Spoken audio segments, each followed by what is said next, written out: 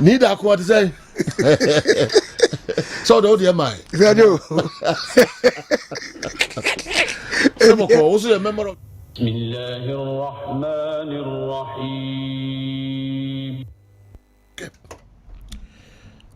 one uncle abo apa hosima adua 9 and 9 pepepe. Kessben 3.3 live on Kessben television. Ya church obia no pay.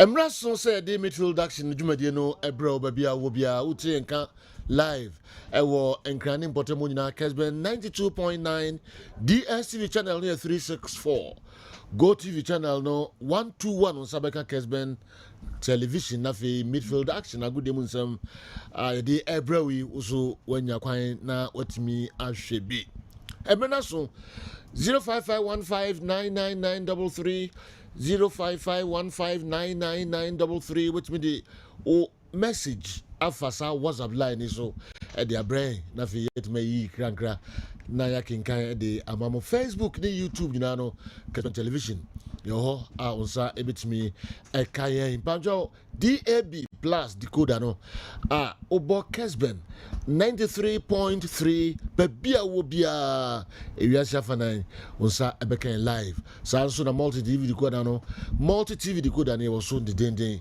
panjo digital television bia Kessben TV tune in babia be fa bia unsa beken na no pay yen transit come say don kubebo na breaking news about the so ba be transit na no mienu na DJ KA and so about transit Tony Montana and when ko yen same repi and the matches p wo na minim say o de enra de ba so no o craving cottage no hu hia yi pa ana de na ma wo sere hu hia o sa hye bi ache mu hye bi ache nti mu hye sa na Chelsea be craving cottage akoshe 2-0 no eya sere ana oh mani anje ashe bi ache hey Chelsea hye bi ache Chelsea the win and why the man is kotokoro the opening minutes who say the opening minutes started by 10 minutes you are not Chelsea press no omunya ball na mutimi possess na me say na die ebefa okay ebefa hey esemo wiase o wow afibie sai afibia ni munsem enya hwe. All right, me nti we do the brain afi our Muhammad so ba transit na Africa stories no or the P abre yen obesan hwe me diema and Dreams FC qualification no nsensem kakra e wo ho ye be hwe Ghana league matches no na clubs no mun nsensem news e be firi wa banyina no ya bobo no de ebro wo bibia person on here sha Fabra 05515999933 05515999933 wo bibia oni yen epese efa ho adwan Fabra Tony so oh Mr. Second down is on nyame aduma Sunday super clash me do bi abo okay Mosi Accra Mosi Kumasi champion of champions yes the unmissable game yes Mosi game we enye yes abo me do bi and venue 4 p.m. Accra Mosi ni Kumasi Mosi ebeye game papa ayo unmissable Ashanti winners and Accra winners. Yeah. Champion of champions. Obama cover by. Obama. Is it Madugu? Aye. Yes. Obia mianche obia ebo abaswa ya de papa. Zongo Federation President. I am an entire me. Oh. Atai Fabra. Adia why de pa we no dom ni na. Oh. All right. Ma into. And the Cam says St. Hubert Seminary Senior High School justify a basso den on the 4th and on the 5th 7:30 now justify inclusion also a basso den we are there all sporting disciplines kopatiki a forward with me a junior school na name e di juma pa we so ne agina ne ahwen sama ekoso onko for ekroso yen sha se mfmf row 5 ne YouTube page or ye big interviews Ferdinand ni show no so enra Kevin Prince Boateng ekoso Ghana nia we see na kan Emma Black Stars Eco World Cup a boy Emma Barca a boy Emma Dortmund any other clubs KP Boateng also on wangasa honestly or kanu cry or ye Real Madrid fan or support to Cristiano Ronaldo or call Barca no o twantro am be say club ben and or pay not say Barca player ben ya there or say Messi because no be so share Barca jersey no into twantro yen take Kevin Prince Boateng. Where I was born, and then, sorry, Blaugrana, Barcelona fans gonna hate me now, but Real Madrid. Oh, nice. Yeah. Decent. And then you went to play for the other Yeah, ones. and I couldn't say that in the press conference. They told me, like, never say that. Yeah. Because otherwise we can't play you. Yeah. Like, literally, I say, what you mean? He's like, nah, you can't. Because 2 years before, I had an interview when I played in Las Palmas, and they asked me who's the best player in the world. I said, in this world, Ronaldo, in the Galaxy, Messi. And then they asked me your favorite club, and I said Real Madrid. Wow. So they grabbed Nobody brought that up. No, they did. The first question was that. Wow. The first question was, who's your favorite club? I said Barcelona. And they said, who's the best player in the world? They said Messi. Yeah. Man. I think we Shows you though that players just lie, man. Yeah, doesn't it? all the We time. just used to lie. all the time. No, but this is one of the biggest lies, because I usually say always the truth, but this one I had to lie because I wanted to put on that shirt for one time in the Camp Nou, you know. Yeah. No, we I think understand. everybody would have. Yeah, we would have lied. We understand. But I think there's only one place to start, innit?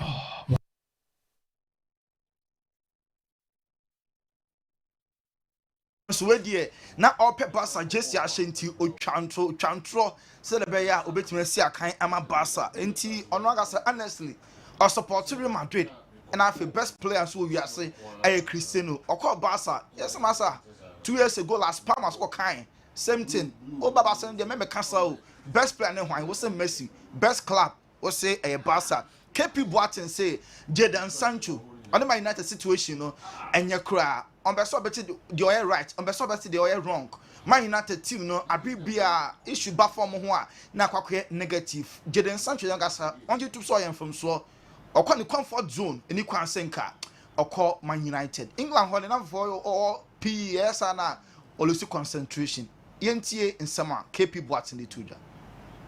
But you don't have to put it out that way, you know. It looks so bad for the club, for Ten Hag, for Sancho. It just looks really negative. You only read negative stuff. He says this, they say that, you know. I think you just need to sit down with the player, tell him honestly what you think, what he has to do. The player says what he has to do.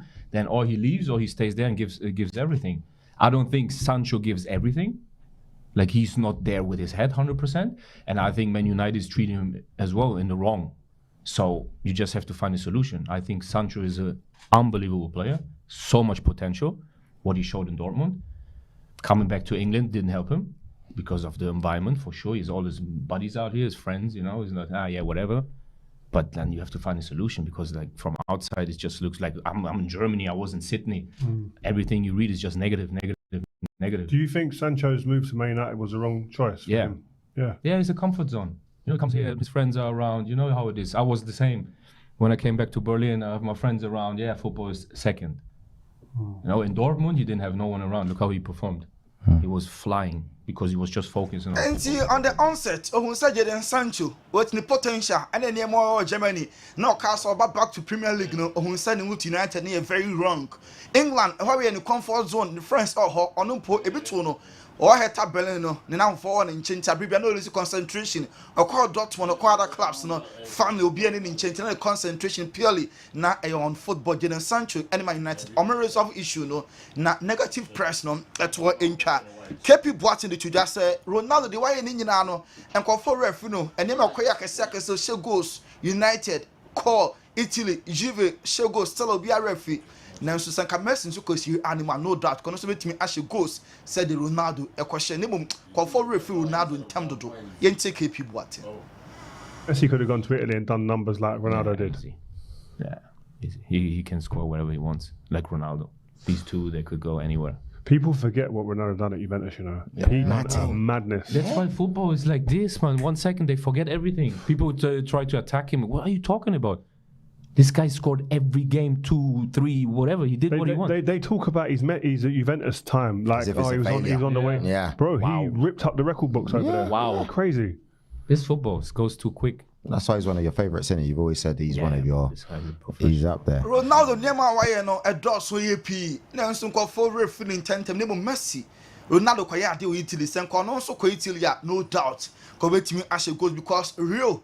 Eddie to just say Messi Ronaldo de began to be ano omo ebetimi ahye Ferdinand wine fast as was so dua say after league games say referee decision ankoye said the Liverpool and Spurs there clean goal Liverpool shall Luis Diaz referee disallow ye VAR ni nyina juma ankoye say after games so say referees ne bab on to say the players when they be chim no no mo so manjin tum some yam from so no mo patcho no mo for explanation mra yentie rule Ferdinand should come out after and explain the decision, explain this actually has been a mistake, my part, or my team have made a mistake. The technology told us we didn't address it properly. Just so we have like, I think as fans, when we watch the game, you just want clarity. You just want actually because explain that to me. It can happen. Yeah, mistakes happen. You know. But if everybody's hiding afterwards, like as a fan, you go crazy. The Women's World Cup in Sydney, so I went behind the scenes. I saw the VAR room and everything. So what happened at Liverpool is impossible. It cannot happen because you have too many screens, too many people. Yeah. It's impossible that something like this can happen. But what the next step? And some Ferdinand attitude. Referee decision name after games referee same from some part my media no so be checking to central for players managers after every game ba the koye the ankoye the also fans eti na that to the also referees so etimi ASM and then you were in the UCL UEFA Champions League no matches outdoor but way week 2 weeks ago and a week 1 no say and then 4:45 early kick off 2 games na about 7 so remaining games about 6 and also to so and then FC Copenhagen and a Bayern Munich or Denmark no and Thomas Tuchel or say almost prepare because this year Bayern Munich have some UEFA Champions League it's been a very long time Bayern Munich at Champions League no into afu en kwade opese or the Bayern Munich so UEFA Champions League no and Joshua Kimmich say what Denmark FC Copenhagen home record no amazing Edin pass obetima question more Denmark name men Bayern Munich quality what it takes obetima kodin kunim Denmark over FC Copenhagen Manchester United and Galatasaray and airborne and a coach Edmund Galatasaray friend said Okan Buruk or say match a very very difficult game but Galatasaray bought every game say ebe team winning eba pack so with a lot of confidence into that confidence no na and then the back Old Trafford said a prayer ebe team edin kunu Dries Mertens and then Mari Icardi bienu and a lead attack no into Old Trafford ebe de everything did pass and net day United ebe team edin kunim Arsenal France and Arsenal and ball Mikel Arteta coach at the Gunners and also more expected a very huge battle. The fact learn a qualifier for Champions League next year say last year they pass they are very good side now at home so are very invincible and Arsenal for every team at break you ebisa Mikel Arteta said Thomas Partey swear and also Partey will progress by recovery no and now training fully and obetimi anya minutes kakra na Partey abo and then you obetimi start from the bench e ka be 10 minutes 15 minutes bia na coach ama Partey and so etimi abebedada no ho na I'm a Florin I'm Sotoka learn I'm a striker and I say outsiders Champions League ka betimi awini na RC learn enka okra nanso bo game ensure opponent be regardless and ne Arsenal no doubt form one of the best clubs in England now so na there learn for no ebetimi cause havoc and there ebe making supporters not proud also Benfica and Inter Milan and Airport Roger Schmidt Benfica a coach and I say eba close say last year and ka Inter for the Champions League team Argentina ka team sa certainly Inter Milan one of them last year finalist Man City shamaka ku team Argentina na there any team can send airborne nanto football bibia possible net Benfica team ashe na no see ape ana Angel Di Maria kakra source so former Juve former Real Madrid, former United, player. And I say my United team no airbo, so much in bed because Inter and Asia.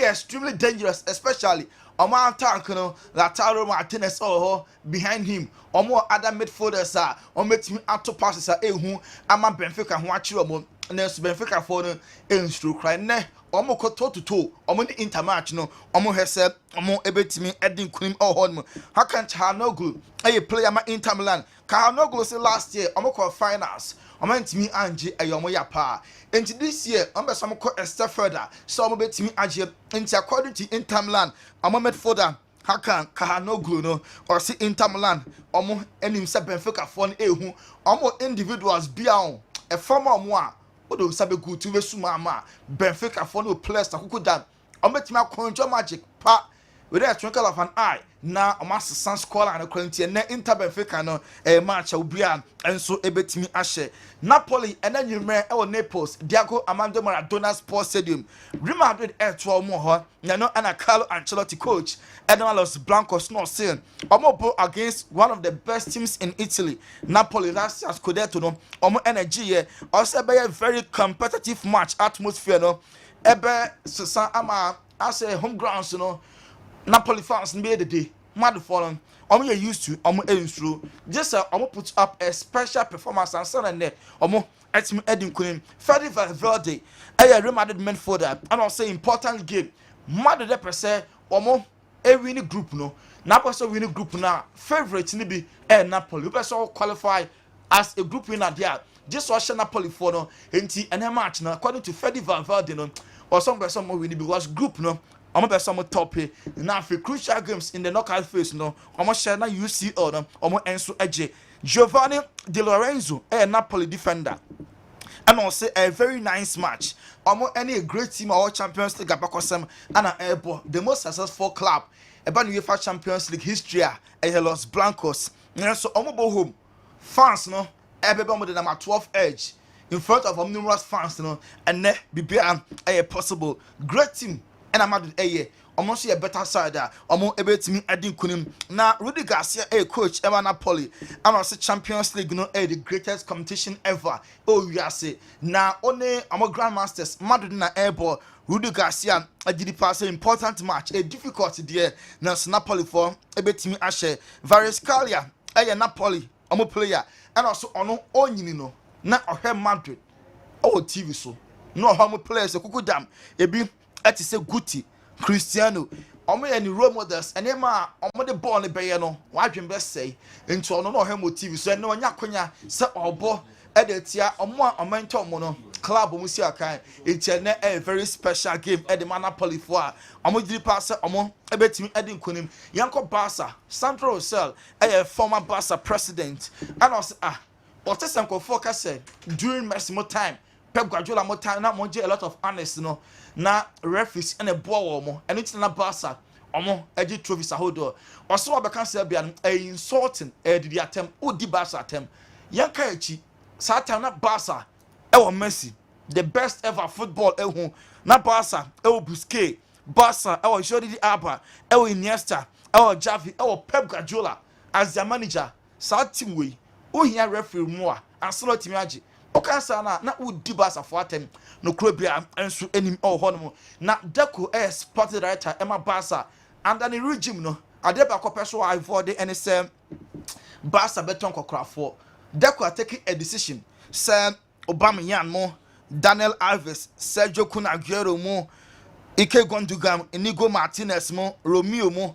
omo Barca wabra na omo nyini onu se bi bakoye but sesiano sa plus mbomudi no omo ejine wosoro pa na omo Barca nenso ebi nsi biem Barca be sign plus omo yankoda ni bia 20 21 22 23 omo sign play bi oye above 30 said ne Barca Ike Gundogan Martinez Romeo mo a omo ye above 30 a omo form a omo si akan edi ama Barca omo a club no yanko Kevin Cottage and na Premier League one game ever so Fulham and Chelsea Shemienu na first goal by there Kyle Mudryk excellent control cross ne by upon his chest controlling attack of finishing the first goal in the colours of Chelsea and our second goal Armando Broja said you show our Kessben television so nya pass some intercept here pressing I'm a J ball no every Fulham defender so happen almost slotted ball to net after the game Armando Broja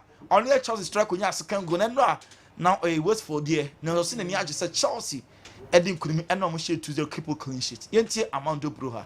First goal for Misha, then obviously he came off at half time. So this was first goal for Misha, then obviously he came off at half time. So a mixed evening for him. How is he? Yes, in the half time he feel on the end of the first half he feels something in his squad. Hope that is not a big issue and and he didn't feel comfortable to play the second half. That was the motive, the situation, and that is why we changed for Jan Madsen. For him to score his first goal, it was a lovely move with the assist from Levi Colwill as well. You must have been delighted with that.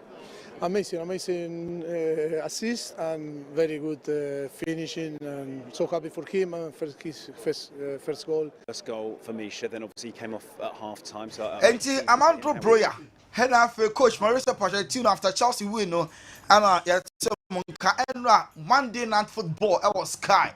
Now Frank Lampard, Chelsea legend, now also be former coach Emma Chelsea, no so and surprising the class at Chelsea, a man starting league ni because Chelsea team were there. I'm out to so many players, no GD pass a key time. And son and name Angela, the Emma Chelsea, and young was a Chelsea starting league, no, now almost elusive. I'm not completely surprised with some of the difficulties. I think having lived it firsthand at the end of the season, I think I came into a club where I think it had probably been 8 months of results you don't expect from Chelsea. And that's working with two, in my opinion, very good managers, top managers in Thomas Tuchel and Graham Potter. So I think you could see, I felt I could see some of the issues there, which was some issues probably with confidence from results. When you're at Chelsea, if you don't win, that builds that nervousness. And maybe some motivation amongst the squad, which I think was probably through having such a big squad, unprecedented numbers. We Frank Lampard, former player, former coach Edmund Chelsea, not so no. I be follow Chelsea Football Club into only the Chelsea. And I couldn't be a manager and expectation here huge. Now so free Chelsea I be piano to follow Chelsea. You take Frank Lampard be. So there's big change. Yeah, absolutely. To spend my time there at the end of the season was a very unexpected period. It's a club very close to my heart, clearly, 13 years playing there, and it's a big part of me taking the job from my end. So I sort of was able to see a lot of things that were going on. For good and for bad, the club didn't clearly form a big transition. So I'm definitely paying attention to see where it comes, because, with a lot of the connections I have with the club, where you want to see it go. Well, I suppose we Frank Lampard manager that Emma Chelsea player that Edmund the Blues and Monday Night Football and you're telling car Eden Hazard say on Madrid contract no Ochemuno or Tifies or Yabombo. Then so I see a kind of the Mark Chelsea and Uncle for GD pass nan can money dear Kawasan Coco Fa. Nancy Namia Drama charity match be a pass of France and Chakra or confirm so be see a kind be and no a charity gamer a pass of France in Eden Hazard a be see a kind. Na no about charity match ebe so France and no Varieties Club de France October 18 and a match no ebe so Star L'Equipe France na match no and so ebe so about nipa 12,000 fans ebe rasted him because of Eden Hazard in Tinti Hazard and so ebe Liverpool omo any Tottenham Hotspur match of course no players some di yellow cards and red cards no na omo do so ama Premier League ni penny for after any Liverpool around 25,000 pounds players, most of them Eddie Cars or gamer and also 18 course. So Ben White asking for contract now. Omodia man no. Omo per se omo man contract extension. Oh, what do you know? A many Johnny Panty. A many Johnny enti pejamu na yendi dwa kakra na later. Yele dia kanina enso Abramo Tony Montana na mote nenkan pamcho enra yeti cheska. Cheska ewo afidie eso be 3,000. Ene meche mienu na matefa meche 1,500 cedis ewo eye midfield action dobe ya ni se obefre eye star 256 star 2 hash na wadali star 256 star 2 hash na wadali na wa follow the baby a prompt remember Kessben television remember Kessben Accra Kessben Kumasi na wa select Kessben TV na o select ya mbamcho utibet ma ye eboma 500 Ghana say na among for friends omusa kan no e beto 5 cedis spent mbamcho 500 kusu na ababi kusu e the amount star 256 star 2 hash no wadali na wa pick Kessben television wajuma na si ya be draw no echekra munyeska go phone so Kwame Mickey the only general yeah I said wanimi ye kusu yes wanimi ye and then Sir, I don't know. Funa one, no Funa one, body sending one, and fatal. Okay. Yeah. That's it. Especially when you train me, Saro. And go a tipper, sa ni oh, now Pampamna style be young man, I feel Bogona a coffin sempi aba. Say no fatal. Yeah. What wants to be a young cock, it is simple. What wants to be a car? But also check 500 Ghana. Yes. Also bet 1,005. Yes. Now they catch 500. 500. Ah. In German from Mumeko. Star 256 star 2 hash. No a dial. What pick it Kessben television. Now them. Kusu. All right. Entina and so and on some P and go I de Bremo Montana de Tony or Pijanimu. Come Mickey atrase or Dibia and so bre ye. Kwame say Me huye pa. okay. Mini shake a farm. Nini no nina na sisi usu uni. This me nya jini dibi. Una oye brandy and sisu just say. Oh no. That's what we can say. First this year out here. Say This year out. Mare. This year out. This year not. So first no one here. Now just first. Player education. Player education. International. Man pick it two pair. Debbie, pick it two say. Two pair. Player just yes.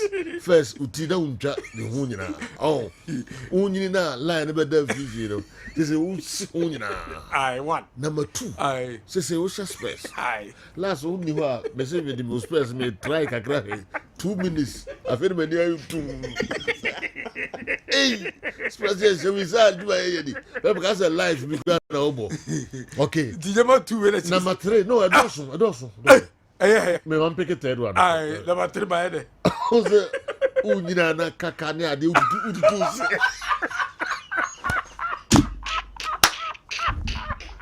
Kaka ne no to say. That's na so go to see.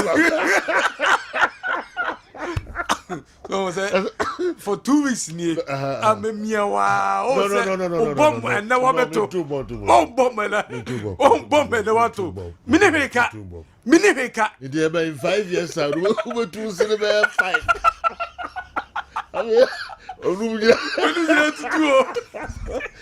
ready to go unyini safere what you say afere mato ase all right utire ho space and afere what started to do see odi yanko odi chese kasabo fanchero no say don't win kasa yanko yan hwa for no Player Education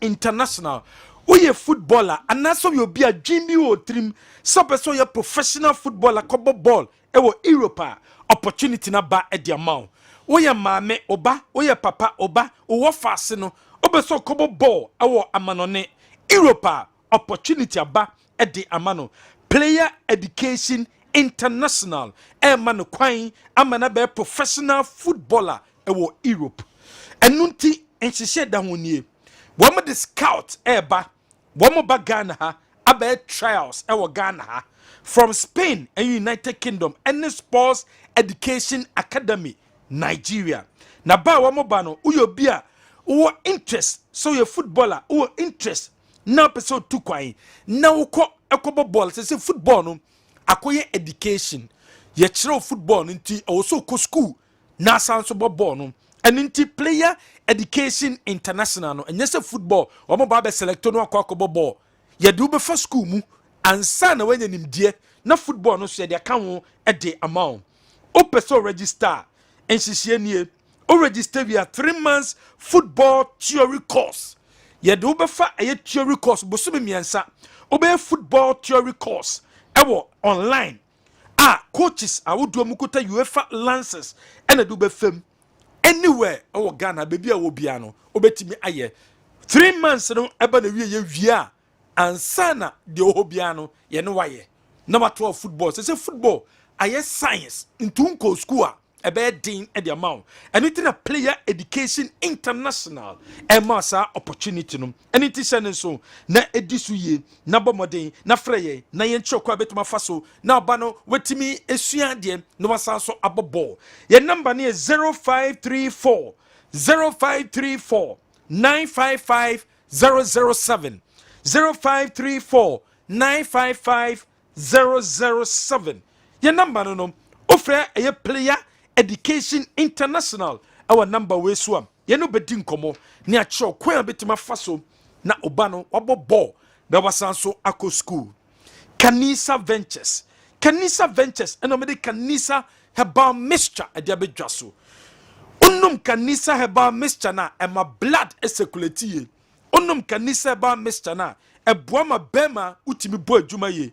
Unum Kanisa Herbal Mixture na o prostate disorders no esutra edemaw.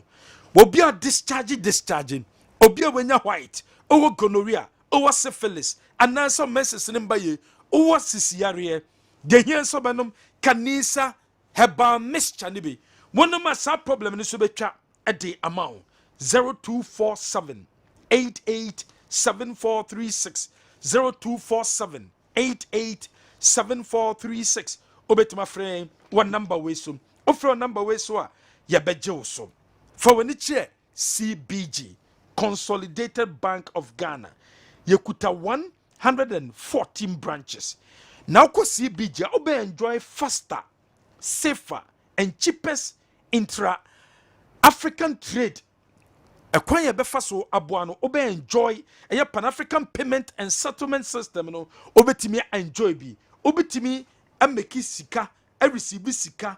Awo oman bia owo sukro bia owo su bia currency mu abra uni problem bia awo home currency mu abra ni problem bia unya wahala bia anything shanen so na bomade ko CBG ko we CBG fo kira kwan yen na hu yen ya usikasem ebeko ye ede amaw police ni na dro dro pa wonnum police ni na dro a ebe boost immune system no immune system na mo de bemu a yare bia nu abetimi abo bomode nanum edru a betima boost immune system ni ye ede amano ni police ni na edru police ni edru na mekamfo ede ama na boost immune system no na boost immune system na wodi bemu a unya gonorrhea unya syphilis unya ulcer unya stroke unya sisiare unya malaria unya liver problem unya kidney problem sa problems we nyina no asie betu ede ama any drug store chemical shop bi abeko bia no obenya sandro bi atom na wo so wetimi akwa akonom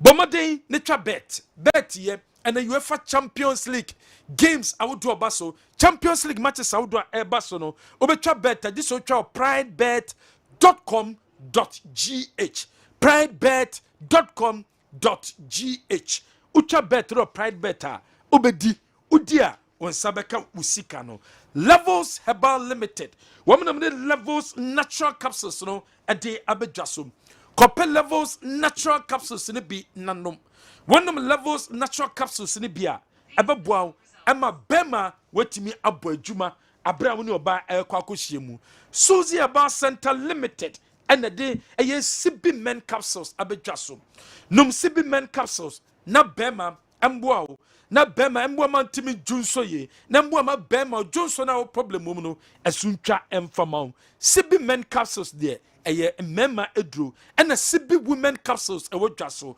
use CB women capsules ne bi wo ba discharge wo ba wo ye sex wanted de ebema swetwa ede amount Suzy Herbal Center Limited and a day aba edwaso kopendo e bitonanom na ebeboa wo ye papa Kel 360 toothpaste anopa bia betwitwo se anyuma bia akoda betwitwo se so betwitwo se osibe fita na aboa wo dia na a prevent se empo osina amode ne bekofam a eye Kel 360 toothpaste ene wo se wo use abusua nchemfa abusua no obia betimi ayusu bi China Natural Capsules China Natural Clinic yene de China kwan befa so awo kwan papa so na ye memia nsem ne hu yare kra haw ne atu ase e dia ma aku pressure no ye ben wadwuma e dia ma awo China Natural Clinic obi a wo pressure wo kidney problem wo diabetes wo stroke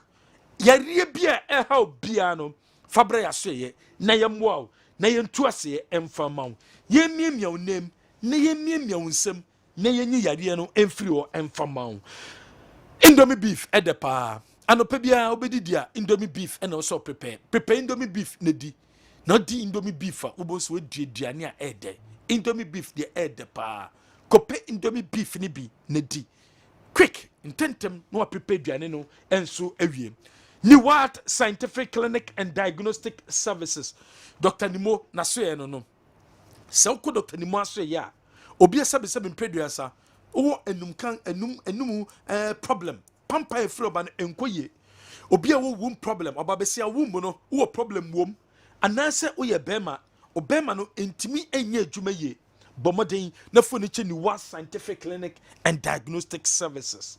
Diabetes, stroke, cancer, hypertension, kidney problem, liver problem. Fabidan ye betu ase e de amount. Your number is 0244 087 687 0244 087 687. Your number no. Obetima frey one number way so.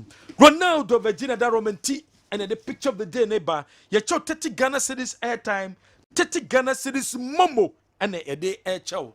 Abrante ben the picture at Kessben television so no. Unimani pakwa na ode aba. Wo de ba ye becho 30 Ghana cedis airtime, momo or data. Oko Kessben TV obe share program no. We share program ni wi a na wa comment. Wi a na wa like. We yesanya ma we wi a na 30 Ghana cedis no ebe ye odia. Kessben cash pot no say Joe e dia to jan obeche 500 Ghana cedis ane obeche 1005 Ghana cedis and they say Joe obeche 1500 Ghana cedis. Odi kan acha 500 Ghana cedis and into the yansen tentem obe dial star 256 star 2 hash star 256 star 2 hash star 256 star 2 hash o dial and we choose Kessben television and only the third option we choose Kessben television na fe was teki wabomodin ato cash pot ni bi 5 Ghana cedis do pe bia betimeta na fe ye pikia na cho 500 Ghana cedis the one and only general Masom Nadia Ade me do hu ya pa Sama ede de nya hwe ye pon program na enya no kre de me kan enya no kra na de me enya no kre men kawe me se me ni hwe ka so wutimi nya oti ese o na me tuni se na fu okay ena no akase me ko de bitie mi enya no kre ayi so fana woni na ne one enu akase me so ko woni nye sese asese no Jesus Ocean Express uyi free was mato enya no kre so sia sati dudu 3 days ago ko tuba ko aminim aye de interview events be enu sabre nkuti Christmas ko doctor na akase tuba ko no kan wo ese be ha Kokra Boban was that table. Mohammed Sulemana. Obo board the Legon cities. Yeah. Ono na na celebrity no. Ebenezer Dazi in the winning year. Me do hu ya nepa. Go boy at mo china me the 3 besa ka ho. Yes, because the way I say odi mijinguru fra kubero. Wa ho de no so ati say wi. Sure. Basa nature na di agro. Okay, messages no Babu Jafonso translate na yahwe mo stories no mu kakrajo. My name is Al Hassan. I have ukukum Al Hassan one of the first message no aba programming so ne anapa Chelsea is back. Al Hassan yachia kukum for enso enyina. E panchomo amu busa say MTN nkwan ya for now MTN and obetimi edi agrono ebi star 256 star 2 hash na wadale omo bomodia omo gusu den enchekra omo ni other networks ni na no bedi nkomo omo gusu kra omo di nkomo so omo ni na no betimi abambi abeboa ntika ho na mencheo 500 cedis here was a good phone so na otimi ede show how far. Assalamu alaikum Sajo, wallahi Liverpool will still progress inshallah. Kalala do fi mankasim ena abreye Kalala me you message no everywhere ene anopay me ko edaha oyibi Accra. Good morning. Gradually we the Blues are getting back on track. Hope we keep it up. Please, my question was read but not answered. Let Andy Kem or Sir Franco Naro brief me on this. Has any team in a single season claimed all their domestic titles? Being it treble or quadruple, and that of all European competitions. Of all the European competitions they've played, at the number Friday, now the way about Barcelona of 2008. Okay, do you intend to winning 6 titles. Okay. Omu GBBR. Okay. The Barcelona team of Daniel Alves, Eric Abidal, Carlos Puyol, Gerard Piqué, Benabao, Sergio Busquets, Pedro, Javi, Iniesta, Lionel Messi won everything. 6 titles in one season. Wow. In TBS. Okay. Then sorry, Sleepy and Tony Eddie Egu Homaye. When you know interest no. You know, and they are matches night. Ever matches no. And Charleston so boy against Fulham at the Cravian Cottage. Okay. Na player back one means win here no Chelsea team ni menra the performance so any na okobon familiar role. A left-footed player obo number 2. Now out of 15 duels, 18 duels, or we need 15. Wow. And the Mark Coquera. So we left back where or Tosun Ben 9. But you know, it didn't be right back then on a performance or any. Enzo Fernandez Conor Gallagher discussion as to the rules also Mobono. And now show changing of rules. Cole Palmer starting ahead of Raheem Sterling. Mukhalu Modric gradually getting back to his best. And not any sema ekoso. Kvaratskhelia say Usano na Real Madrid no mu nyina ehwe.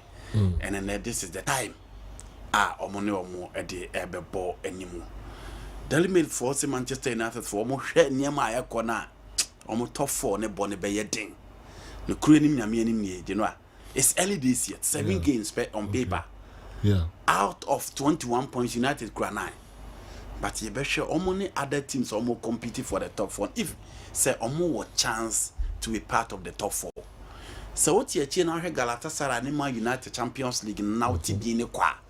Because in your game a was because first game Copenhagen and Galatasaray a board draw. But you know the Galatasaray team no a team. On what quality, experience, players are making it to the very top. Ebimu timi ye, ebimu ntimi anyina, and on my back that set happening. Fernando Mozzarella, Angelo Trascendi, Davison Sanchez, Lucas Torreira, Hakim GH, Maro Icardi, Dres Mertens, Cheche, and then Abranti FN when Fraser and the United be shown. So United should be ready for this particular attack in the Champions League. You know, I don't know how that story is. And I'm a pessimist. And you can jangum I'm really also. You know, one of the Premier League games, no, Ebako, and it came into Chelsea the last time they won a game, 25th August, 2023, and Chelsea it me a winning game. Until you are talking about 1 month, 2 weeks. Na niema enko ye emfa ba Chelsea. Game do so mo ball mo betimi ahye go no kra no. Na ya asem foforo. Nicola Jackson absence. One na ye tip to lead the line. Rui James eniho Malo Gusto enya red card. One na be share right back e dia ma. Robert Sanchez aba. A lot of people were doubt as to how was he performing for the club. But how did he fare yesterday and the games now what they done? Nti hu coach ye friend Mauricio Pochettino so the Marco Koyera e right. Nti so right there. Now only former Chelsea player in William Borges da Silva and an ebe pre e woni fa ho and you know he won that title. On the left and there were the Abranti friend Levi Cowell were you free. A central defense so because at Brighton about Chelsea starting season you know ono Azel de Cells and Thiago Emiliano da Silva. And about 3 back now, coach in decides best straight to a 4 back. And I didn't know. Say argument to us the 3 back was to protect Thiago Silva. And Mekasa in the Brazilian nationality for all this while he has been playing at the 4 back. And Pochettino decided said, afraid your delivery will be left. Now I use Thiago Silva, any Abranti FN Azel del Chelsea. And then Conor Gallagher, Enzo Fernandez, among Fuaka said, Enzo should be playing number 8. Now or the number 10 be many powerful and also be drop Conor Gallagher or for players to interchange roles in midfield. And where you kakra and omonsan fa enko ye china dino and she go na Muhalo Mudrik etim ehye no we nie Levi Coel on your left back or a center back by playing as a left back. Look at the control and you know that set up everything. And 24 games for the Ukrainian youngster. You know, or buy and will lose confidence or lose touch. Game will only be more. Actually, kwa about 10 minutes, 5 minutes. But so watching the games are born and saying with time the confidence level ne Barcelona. The first game no boy against Liverpool and penny J, you know. Kakra. You know, or back top. And then Martimo can stand a hell of a time on the right. In Tima Nipe D, a Tima a friend Fulham Yomo backline. Tim Rome, Tim Robinson, Issa Diop, and then Abranti a friend a Timo Castan. We money Rantier and a goalkeeper Benley no impost. Palena and Andres Pereira. Any Harrison Reid and Yahabaya and Tiago because Moise Casedo, Conor Gallagher, and then Enzo Fernandez make shots on Bina the upper hand in midfield, and Raul Jimenez, Wilson, and Williamson, and Timmy and that chance until the final minute. Omunya that chance, Robert Sanchez, etim Afro. So Modric gradually picking the pieces. Amando Broja almost started game Nana Genoa or Chamber Kubiunu easy ball will be him so the better water not hit a ball with instep.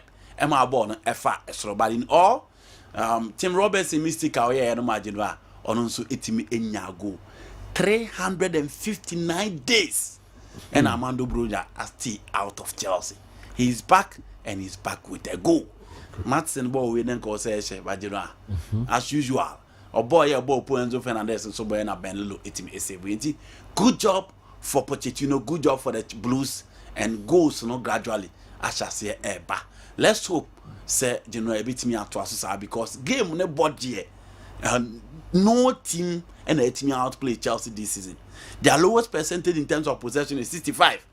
Into their can creating and scoring and only at the aka and they've started scoring. So let's hope Sanya man a bit me out to us.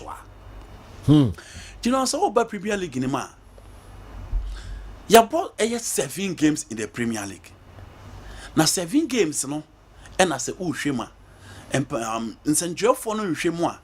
Afu United a team last season almost bought top 4. Almost be UEFA Champions League. But almost share performance almost the assas dia. Almost bred to be part of the top 4. It's early days yet. So December ni ye book for kwa kusi January. E ho na hunu be a memma na nkasa sorry. And it's in the last 2 seasons. Say kabe 10 games ni e ba be bo a and who baby obi abegina. Into the last 2 seasons, yeah, bebo league na we no be him say Arsenal will make it to the top 4. No be him say Leicester City will make it to the top 4. But you know you really no, na say 2 teams na make it to the top 4. Last season, no be him say United be third and Newcastle United are anymore. But you really no, na Manchester United you show more experience no, etimi dey assign Newcastle United e ho. Enti animanimu ye de obi abetimi a perform, but ye ba be pon a any bia be who be also be a itimijana. So we 7 games am United about almost 9 points pe. Omba lose me and 9 and ometimi ahye miensa. Clearly so we Manchester City na so 4 mo January. Baby omo de omo akwaduru no mate omo. Arsenal are yet to lose a game. Inti Arsenal for no so guso pema na omo pem ko omanim. And even on a bad day they find a way to secure the 3 maximum points. Game one more draw was a game against Tottenham Hotspur. I almost see unbeaten this season. And team now Mikel Arteta at the 2 so this second last season, you know, Jindra said team now the only person who is out of the team. Eya Brantia your friend, Eya Grandel Jaka, and Aaron Ramsdale akwa tenechiri. But in Jaka, almost the 2 players now pass over by fairly gaps, and luckily for Arsenal, Thomas Partey is back. Actually, on 1 year into Munguso and committee errors of you into Munguso Kwana Komanim. On more lucky goal scoring because more multiple scorers from their midfield to attack. Carves Beshe, Odegaard Beshe, Bukayo Saka Beshe, Edin Ketia Beshe, Gabriel Martinelli Beshe, Leandro Trossard Ebeshe, and then Gabriel Fernando Jesus and so Ebeshe. And it's also go Shadia Arsenal any problem. And defensively, so far as Abrantia your friend William Saliba your fit, they are good to go. Into a also problem no so at crack. It is also Arsenal be competing for the top 4. You won't say it is early days yet. Tottenham was spent from nowhere. Angie Postecoglou no, you know, an Australian here. You call no Greece no ba Melbourne better na hwa and what coach here no be PM Scotland. Oba be PM Tottenham Hotspur almost supporters say pet because omo far Antonio Conte, a winner in the Premier League, a winner in the Italian Serie A, a big coach. Omo far Jose Mourinho who has achieved it all when it comes to the European competition. Omo nyina buy no man timi. So why are they going for a lower tie coach or a coach and a class and a FM? And how much Andy Postecoglou buy or buy an energy no requests or per Vicario a goalkeeper and or requests or per center back because Ben Davis, Eric Dyer, Davison Sanchez, Clement Lenglet, or when you know to me, I manage the solidity now open and or Dave Van Hey, a Babeka Brantia, your friend Christian Romero in midfield or the Papa Sabai also changing from the old Harry Wings, the old Oliver Skip. Any Abrantia fan Pierre-Emerick Hobie and or the Bisuma Ababi room or the Papesi Ababi room and or the one creative player. I'll be a cast also see a kind in the top team in James Madison Ababeka home. Well, we are Jumano. Richardson to me in Akofa Brent Johnson, if you Nottingham Forest Abba. Kulusevski is playing well, and so you mean who struggled last season in the EPL is back and back with a bang. And as you know, also Ertoton Tanano, Edema Ange Postecoglou. It is 7 games. You will say it's early days yet, but these respective 4 teams, say a petit momo bekono koden adi team na gina ye aya part of the top 4 qualify for the Champions League next season there. You know, I say teams ma akunan and as say omo yi omo say omo kono akuye. For the inconsistencies of United clearly ombebre. Newcastle United after beating Aston Villa 5-1. Liverpool be omo, Brighton the omo be so. Liverpool the omo be ka ho ntiniema ankoyi. But in the last 3 games, Eddie Howe is back. 3 games in a row, while winning him now. In Chelsea, gradually Newcastle United is coming back. So for Brighton there, the coach continued to disrespect his opponent. Meka Roberto De Zerbi, ya jijene so Inti general, Brighton opo is a new team kese. But only team be a bar or person open. Inti she game no cover against Aston Villa no. Aston Villa for no children say, you can have all these talent. But there are certain players within certain teams. This is a perfect platform. I also show to Roberto De Zerbi say. Then drawings about for a fan hono. General any almost on betting me about. And look at Oli Watkins. First half no about a hat-trick echo. Look at Douglas Lewis into how much quality. And General, you know Emery is a top coach. Aston Villa have more material to compete because of Brighton. Any Newcastle multi compete there. I also think they have a fair share of their talent. I almost so able to at their room. And these are the teams that are not going to be part of the top 4. Apart from the already established top 4 in the last 7 games, no, where many teams are monarchies or mobile room. It's early days yet, but United should be careful because you know, the problem, no, they don't have scorers. They don't have multiple scorers. In the team, no. Anthony is not scoring. Garnacho is not scoring. Holland is not scoring. Bruno Fernandes is not scoring. Christian Eriksen is not scoring. Inti omo problem ankasa. Adwuma ni nyina na coach no.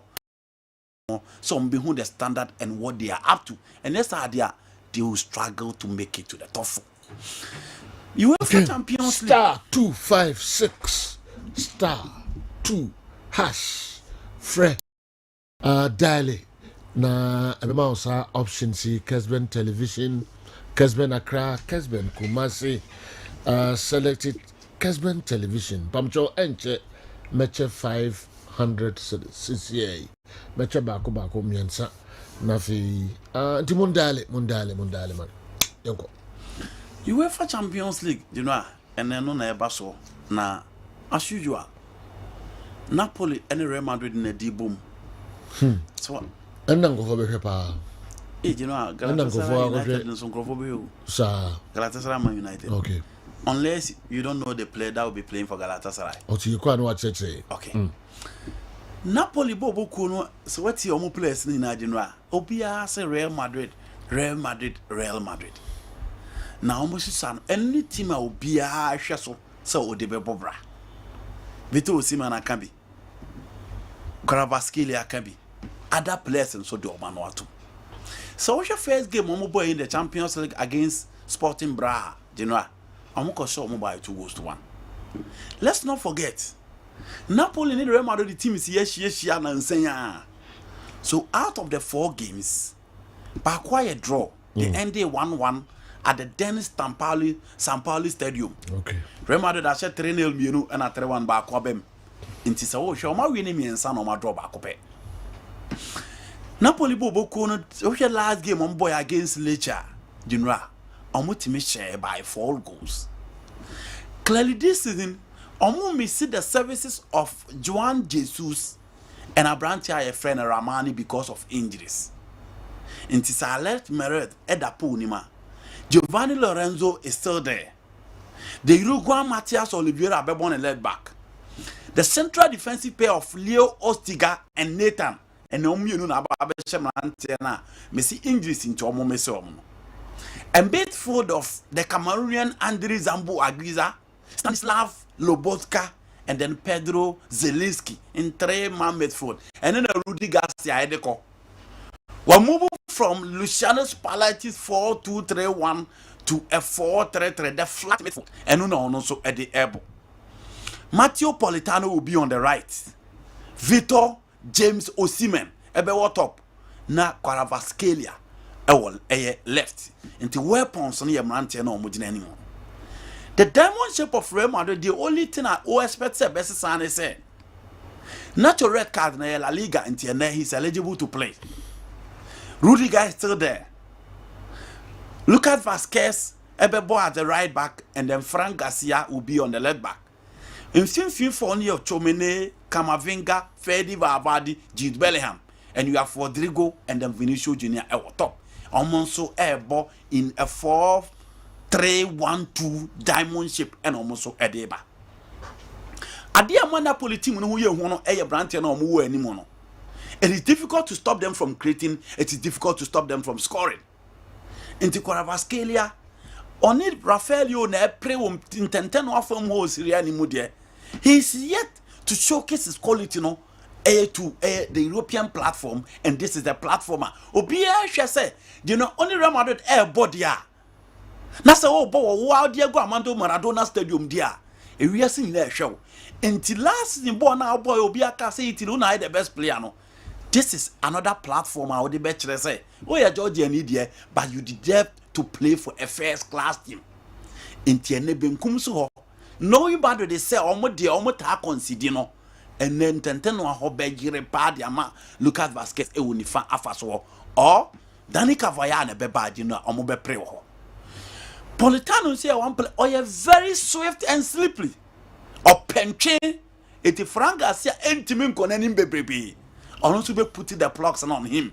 And then Vito Osimhen again. The last time Oba new camp no ye hu say ono nko a against the Barcelona defense storm ntimi. Sabo no be born against Ghana and be no see me be born new camp. This time, Onyanko Santiago Bernabeu, but another platform to show his quality. Says a person move from Napoli, he deserves to play for a top club. Him against Rudiger and Nacho, never how that team will fare. But again, almost what the defense to stop Vinicius and Abranti or that TV so Giovanni Lorenzo and then Vinicius Lebepre. Vinicius ebo as an auxiliary striker and this is first na obo as a winger debut. Obo behind Rodrigo or Joselu who decides to play or na coach your friend Carlo Ancelotti or bepese obetimi abono. Enti eho eni yebehwe Abranti Efeno, Leo Ostiga and then Giovanni Lorenzo omo right ho no man obetimi stop no. Se Rodrigo goes ne ma against Union Berlin or bobo ni bobo or hete ba hete po. But born intimate enter at them. But this is a player that Carlo Ancelotti will trust him. And Penyama why no Champions League no you coach you trust him. And you know any idea will be here say obetimi aye adwuma. And Jude Bellingham has been scoring. the new role for him, he's playing well and he's scoring. And now Bessa Kwakwa announcing a presence at the Diego Armando Maradona Stadium, or it is going to be Vinicius or Rodrigo. Real Madrid midfield in the year thick, or midfield in the year strong. And you know, for me, it is the reason why Real Madrid say in the game with Omone Berrini. Napoli will score, but I tip Real Madrid to win this particular game. Manchester United ebebo against Galatasaray. Big game, you know. United akwa lose 4-3 ewo Allianz Arena. Galatasaray abo against Copenhagen emomubu 2-2. It's two teams na omo ba bebo no. Two teams a Genoa enya de se obia ewo 3 points. Bayern for na team a omo eko. Nti akase omo nso bayire omo no matimi show up. There's so much pressure on Man United to perform. Nti utie everything haga. Wose mrantie na omo esi akan emame no. Omo ye mrantie a omo ho experience. And players omo experience there. Genoa obe expect say problem eba omo betimi calm things down. Omo betimi asoku pressure no ma deal with the pressure because omo si akan the ama top teams are sa niema ekoso Ban United nyina omo face bi da so they can deal with it. Midikaka say Genoa Galatasaray team no say unfollow omo a eda obeka say bia edin no wo fem enti unya de say game na omo ba abekon one traffic there be so wo show omo team na omo the former Uruguayan goalkeeper because of former Uruguayan goalkeeper na say enye ono na dem enti abrante Fernando Muslera enna Sule Ali Montari Dina Center a ball short share no in Ghana versus Uruguay in the 2010 World Cup. On any Abrante Fernando Muslera. Oko central defense omo Abrante Davidson Sanchez. Colombia for since Mario Yepes retire, he has been the mainstay center back for the Colombian Los Cafeteros. Tottenham Hotspur no sina kind and Genoa will move Eco Galatasaray. Now, say, but the left back, we have chance who Angelo Tassende of Manchester City, and then our build Leipzig, you know, and then we see that kind. Who are brand friend Lucas Torreira, we see so no more friend the White Kante. From Fiorentina to the Uruguay national team, and Babisi Academy Arsenal, and Tintam, and a Galatasaray and Brandt and Ediakwa Kopi. Hakim Diet from Ayas. Moroccan national team Chelsea and Tentam and also the Aquaco PM till date minimal the frontier English Premier League clubs. A team spending over 70-90 million cover wingers deba no muja even Fraser Harman call a Turkey. And again Mario Icardi is there, Dressmerton is there. And Genoa we any team Obekasa a team Obekasa quite the memorful into a game of Manchester United the Barbetenete Derby. They will be in trouble because team no so we check the spine now so check attack now they've got a lot of options. Until United in Sunni team will be enemies conceding any your mountain.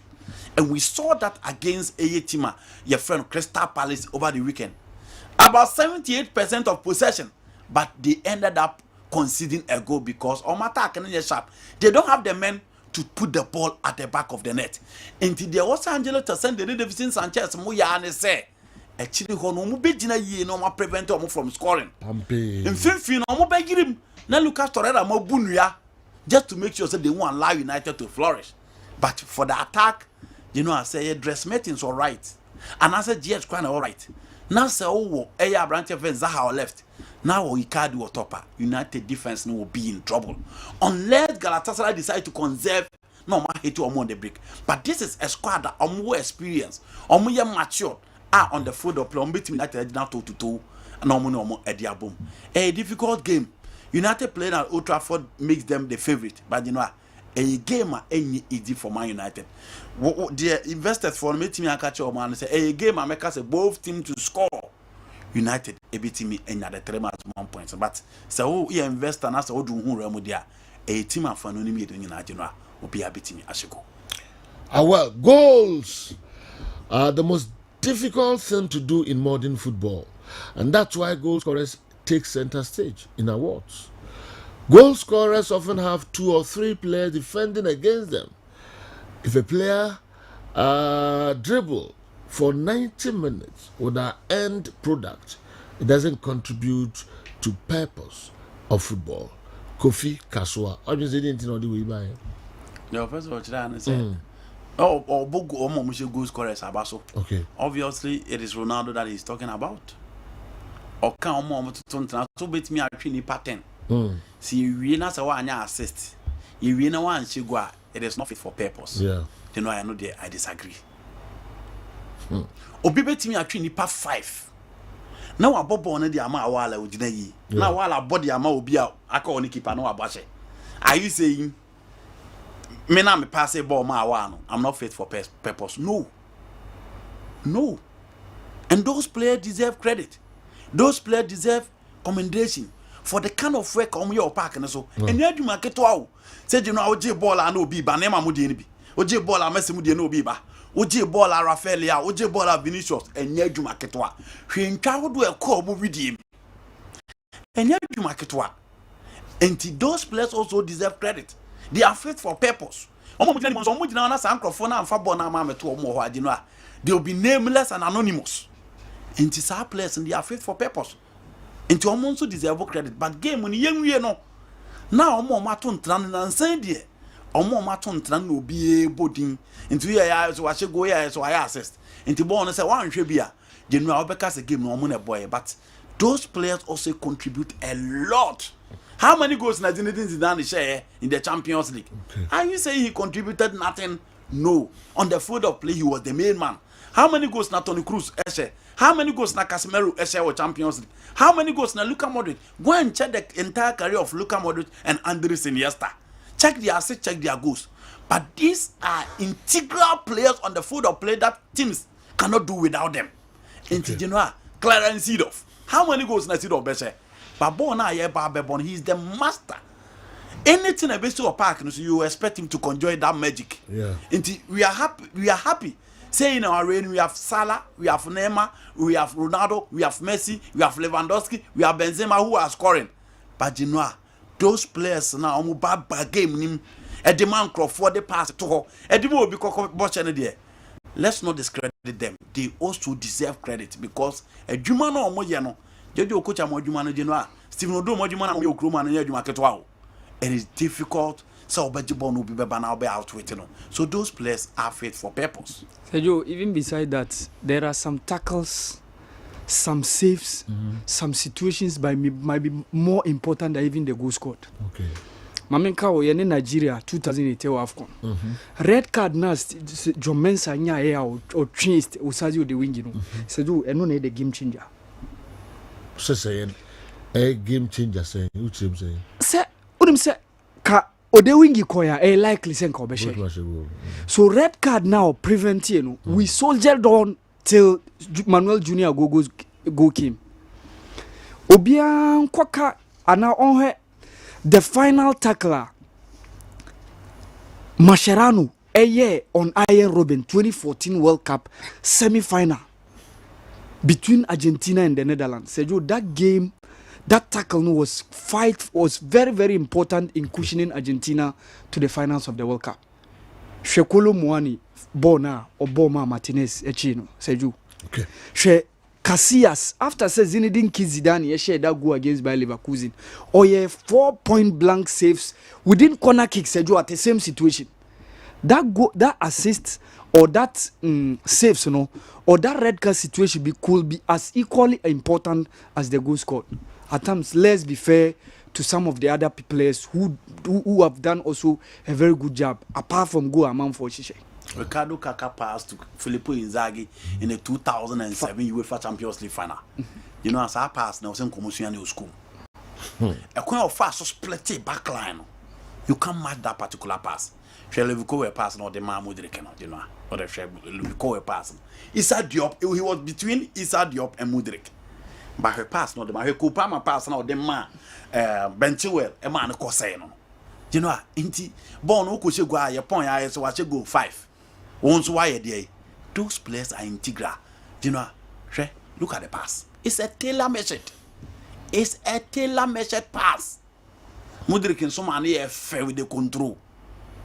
Those players deserve applauded. They deserve to be say a bomb for the kind of work that they do for players who mujina ni muno mabobona she. atamfo nyanyame atamfo nyina ani awu bokode all anti-Chelsea against fans anti-Chelsea against fans against the Musuba.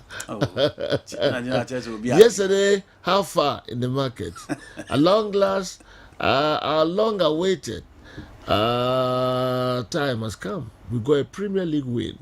We Chelsea fans won't talk too much. The battle is still the Lord's. You won't talk too much in Bonnie. Oh, Casadia. I don't know you now. You won't talk too much. Game no sanity. Yeah. You know. Just dance. I want for jam against you. I want for jam against. Now I'm gonna be against. So, man who say you know one.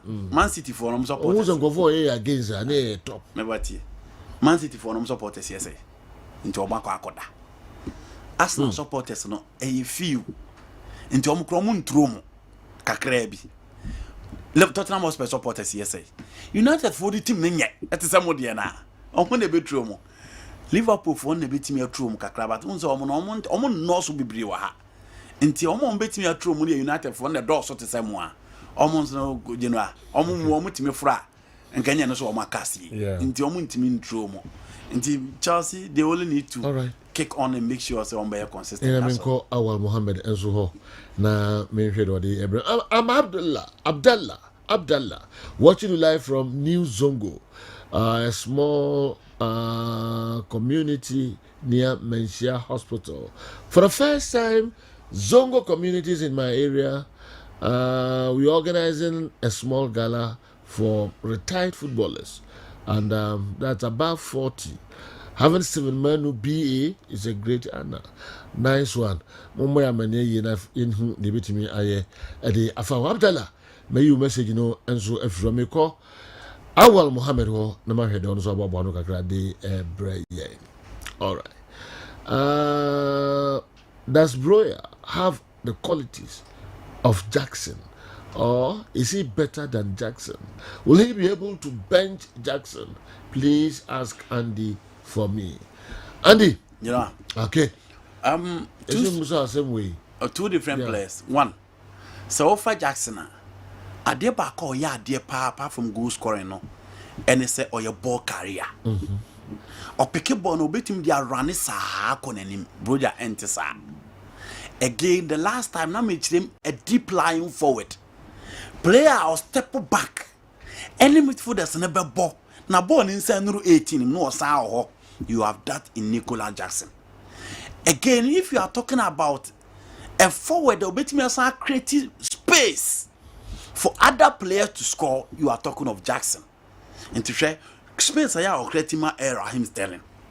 Jackson decided to be bound. Who is a player oppressing or defending in the opponent half, you have that in Jackson. Born is a defender to the best action on my side. These are the qualities of Deba. Broja betting me actually defenders Abwashe. Broja cannot press. Broja cannot defend. Broja will not step back to play as a deep line and finally on some family 18 in back. But you know, in terms of goal scoring there, Broja Elsro, Eche Abrante Feni Nicola Jackson. Into me no a chance now. Who will be taking opportunity no and a coach in the Bemau. Jackson anyhow and a Broja Bobo and a washer. Imagine Chelsea next game. Na coach Feni Pochettino SRD Broja Samba Bebono Washa. The place is not for Jackson. They are in competition. Okay. Chelsea players now, you know, I say, oh, Hema. Robert Sanchez in a position now. Thiago Silva in a position now. Azel Del Cesc in a position now. Casedo position now. Enzo Fernandez in a position now. Omo makeni now the upper baby, omo pre. Omo nyina obi e pre. Into what coach the oba obetimi abon. James Iba in a position now or a fitter. But Sterling is under threat because of performance. Kopama Edeba. Muso experience chain. But she Kopama games no about the Chelsea no. Still no starting season here pa. Yes. And still obo so pa. Obo. But anyway. No bench no. No, Kopama ahead of him. Kopama ahead of him. And obo and say Chelsea scored twice. And he was integral too.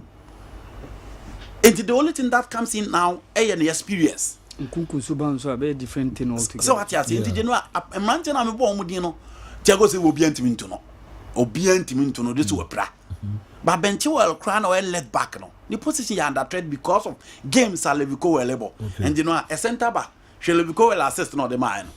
Now there be Obusia. Oh, you should coach be mention the Benchwell. No. Enti players ni na pre obi e pre.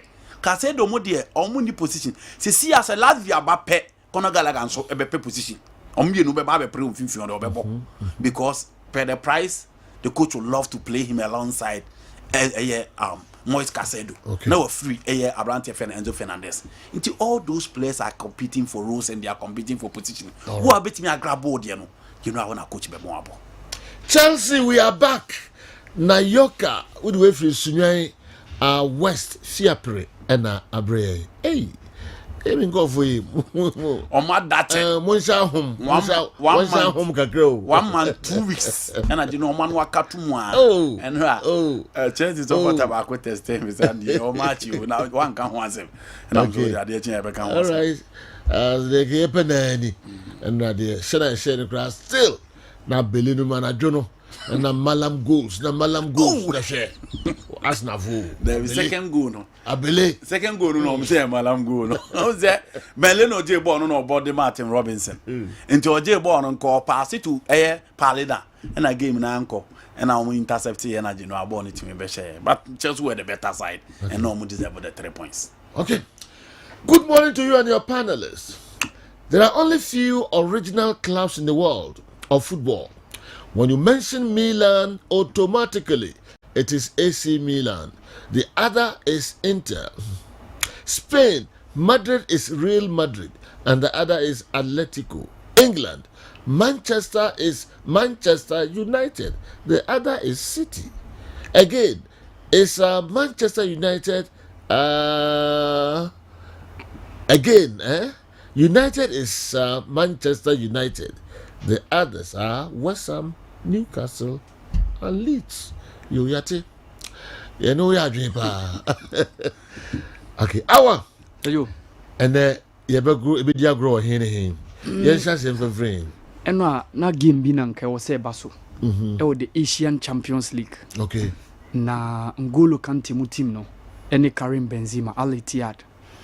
Na omoko Iran. Omo ye training Sunday no. Eno ane wo se game ba so. Okay. Amanfo supporters will be aba se jomo so omo hana game na mo so omo game no. For what reason? Political reason. Oma yema bibia ba so awia. Problem bia anyway ye be share game na se no. Na mo so omo so mati se Asia for no omo confederation e likely so omo be punish omo. This is serious. For that action now ma take no. Ka pages mo e the video bi beto so amamia. Ana picture no na ya chire nsimbi. Okay. So there is one soldier in Iran, your friend Qasem Soleimani. Or a military man. Okay. Or the military guards of Iran. So in 2018, Saudi Arabia government branded him as a terrorist. Which was 2018. 2 years later in 2020, US military drone attack be koso Baghdad. Drone attack no koso eno wuye. So stadium na nka game ne baso no eno moye ni statue. Come the picture ne se jo ni statue ne wo so no. Oh, okay. Eno haru ni cheso eno wo Iran baby sa baby match commissioners for international the Iran flag na yo no. Ono statue no ene wo so no. So nka video e baso no mo nyi sa video mo be ye training Al Ittihad for no be ye training so. Come on se jo enini. We ye training mo ye no so. E was Sunday. So among for concern say why Al Ittihad Arabia yes. Say mo ba be training Wabra state no ade na do game na mo ba mo si state unity mo ma. Nti say you baby a political issue no twist and turn no attend no.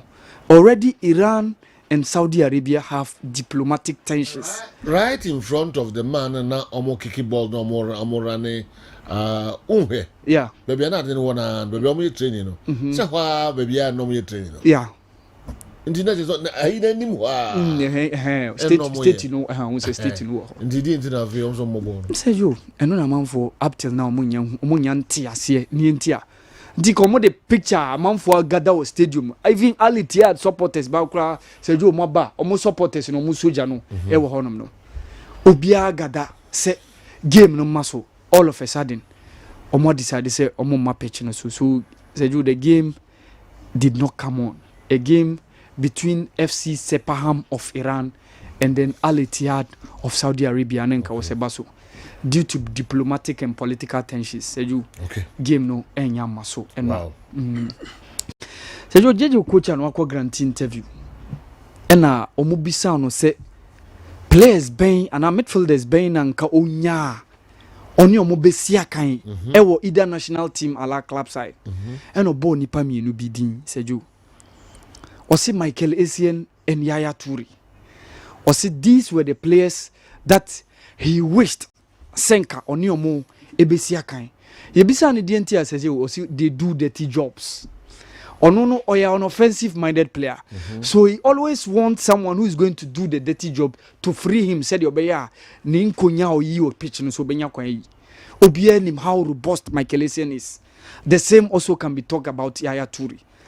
A player who started as an offensive midfielder, later on turned to defensive midfielder, and even at a point defending for Barcelona. And Yaya Toure's instincts and the quality is something that you cannot doubt. Winning 4 consecutive Africa Best Footballer of the Year on the bounce. And the quality there in doubt. Michael Essien will be him how robust yeah. So that's the reason why JJ coach said these were the midfielders. Ko onya se either say the club side or obo and I say can the national team Super Eagles, you know. These were the players that he wished say he had nanka onya kwan any omo esia kan a kebebo ne pa. Even though we play alongside Daniel Amokachi, Sunday Olusi at a point, Sei Olofonyana Munyina Ebemu, and these are all big midfielders who have done a very good job for both their club and country on the international stage in terms of football. But Osi Wemo those 2 guys anka onya senka oni omo ebesia kan aka kebene de pa sejo eno awun se CAF Champions League outstanding game bako yes ka ho asem yes ena game no eba so okay. So CR Belouizdad of Algeria defeated Bo Rangers of Sierra Leone by 3-1. So ama aggregate na 6-2 because the first leg no echo indeed the same scoreline almost 3-1 in the first leg and eno so almost 3-1. So a complete the 15 teams somebody can qualify now when mo CR Belouizdad have count so yenya 16 teams no so nyame bo 6 of this month of 4 teams group back 4 teams into 4 groups 4 groups okay so nyame bo 6 of this month I think a best Friday or so and a best Friday okay Johannesburg and obey the group stages of both the Champions League and the CAF Confederations Cup no near who young clubs now moko rem Africa this time around various groups are obia ebekum but Sergio o report now likely said the Odi can no we can't avoid those big guns. It's probable say Mediama can meet Ali, Esperance, or maybe CR Belouizdad in a group because omo pot no omo last spot because omo no bebia Joanen Galaxy mo NFC no adibo mo. So Mediama is so much sapomsio. Okay. It's likely they are going to make one of the big guns. And so I wanted to cast our mind back. Near coaches are omone Ghanaian clubs are going to the group stages of Africa. Because Ejuma Karim Zitu, any Evans Adutiaya, said Ejuma Sompa. Because 2 coaches are Obia ne club no competition na Orem no where the first time.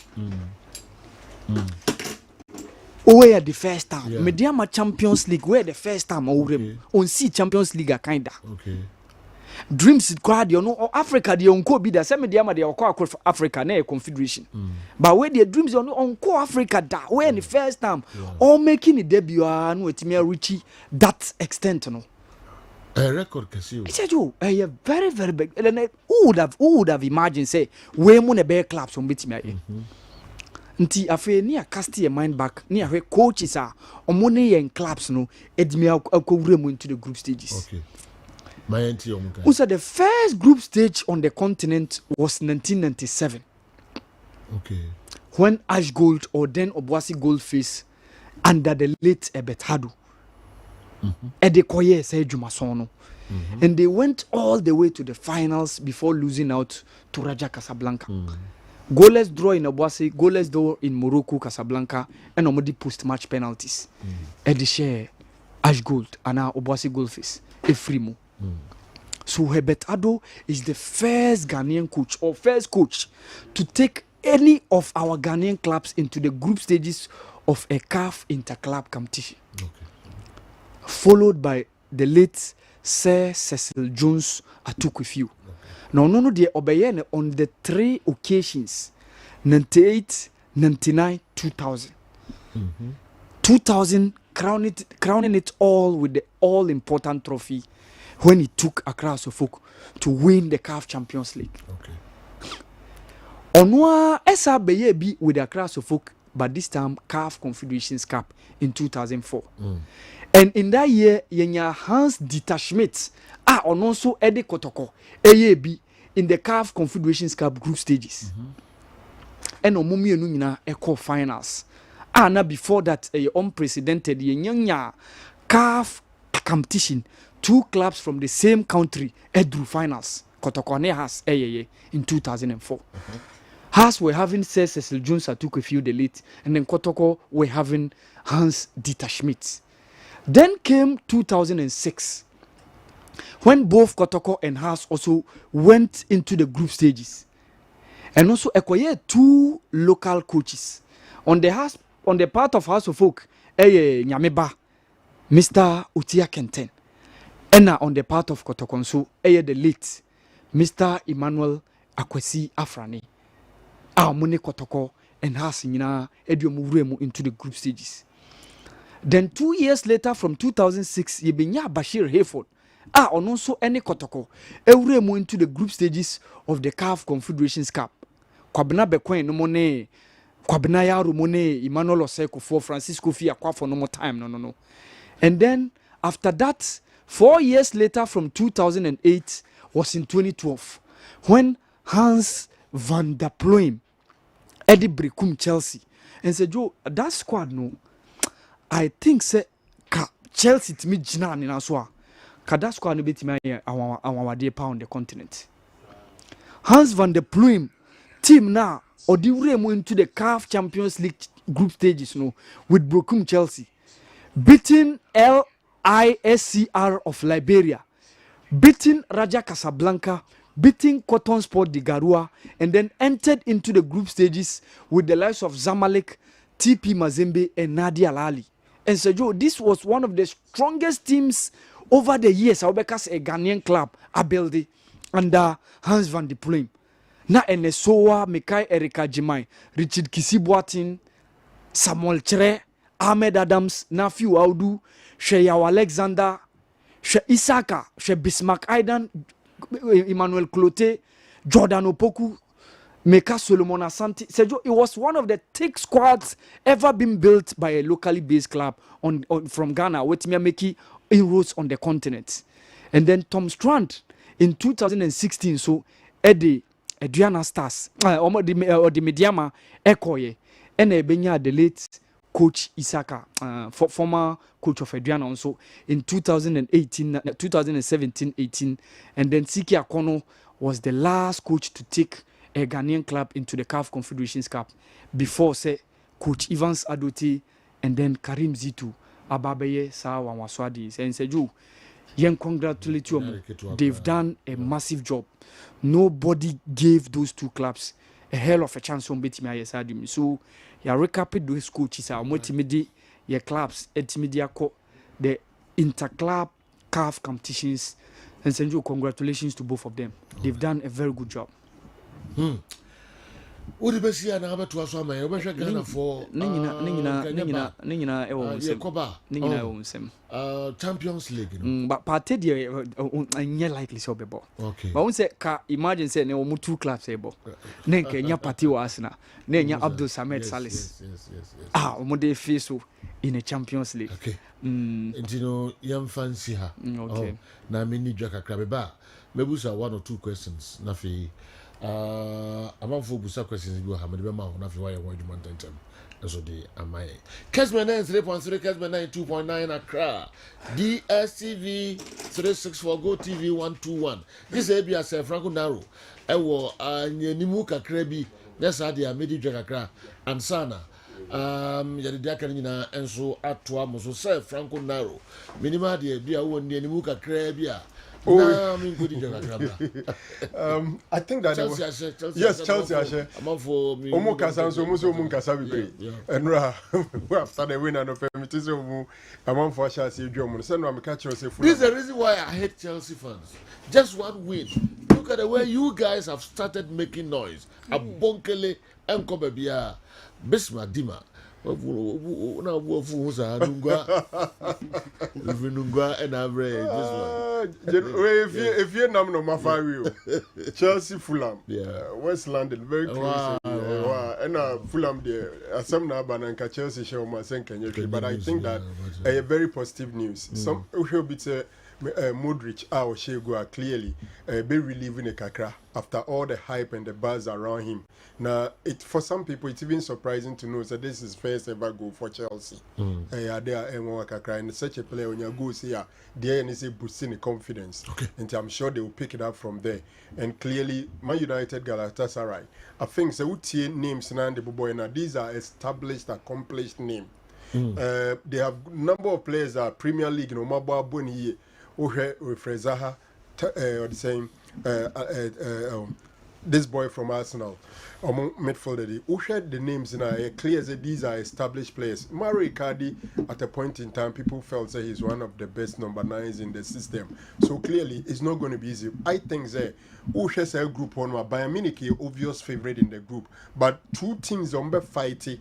Enya the other qualification akoka by Munich no emienu na ebono so say United transfer drop points then they have given a massive boost to Galatasaray there omumum betima qualify a group and also the pressure at Man United. I think that this is a game it be a bit masisani makakramum if you lose 4 games in your 7 opening league games absolutely no doubt it means that you are in difficult times. So for me this is the game a beer United be make it statement and release the pressure and kakra. But clearly, the biggest game probably will be Napoli, Real Madrid, and Dicano. If elections and also commodas in the Sebebas, but UTGF for them, Zomdom Kotomaba. Dogobi Kotomaba. Okay. Amedu Penika Abedu FIFA for Asmano. Say Omrano Meha about one so. And it looks like about 20 Becoso. Yeah. You're complaining of course. Now, of a cordial walk out, Casa Obunity, no walk out. Of a cordial, maybe a committee 10 years old Manchester. Honami wa, sir, Manchester, a honami dom, and a kotoko. Or mind you, and yes, Anticotoko. A board book we are sent. No more men for myself so Chase. Devian can trace. Yea, and I know from Brejo. When you saw someone a Mokusuku Abumukui. Me, not Mr. O. Minfem, so nim, who are head dear, Ababa no what said Dumhono, be a Cobo Palano, may barely. Was it? Ndofu bia wa hian foforo kra mono kra kwada no mpɛ no ho asɛm na ye die ne nsa to bi so na enura na na ye na woda enso ono ka kire wo wura nsɛm mu oni enne na ye ma ono oba no nto mfa me hwɛ ne enti awoda no enura e can be dated enso we die o de abane ya o man tirinkwa me ana me yo o de ma me se ababa no ne hodwo so ho ne hodwo na ne nsa to bi so saa no manka na maye na bro nti we de enie edine na abante no fan to bribi no so ma me wate so wo na ababa adwuma we mu a owura fosita ayisa so for Maguri say wutimi dibi say so call retirement ye one that's one woni yes so ye news ebita ewo punch krata no da ubo krata e friend punch no one hwehwensem no me bed de ne sa to no so no nyame nhyira so ababa no ne ho dwo ntihwe ne yi yo ni na ka time no ah we de won tim film ababa no ko ade won tim film yeso ye masam kakra kane ne ntesa na se de me ye kakra ni nyina ne se me chire mu masam kakra how problem I am masam kakra ni mebiri ni nyina firi se me ko konfu anoche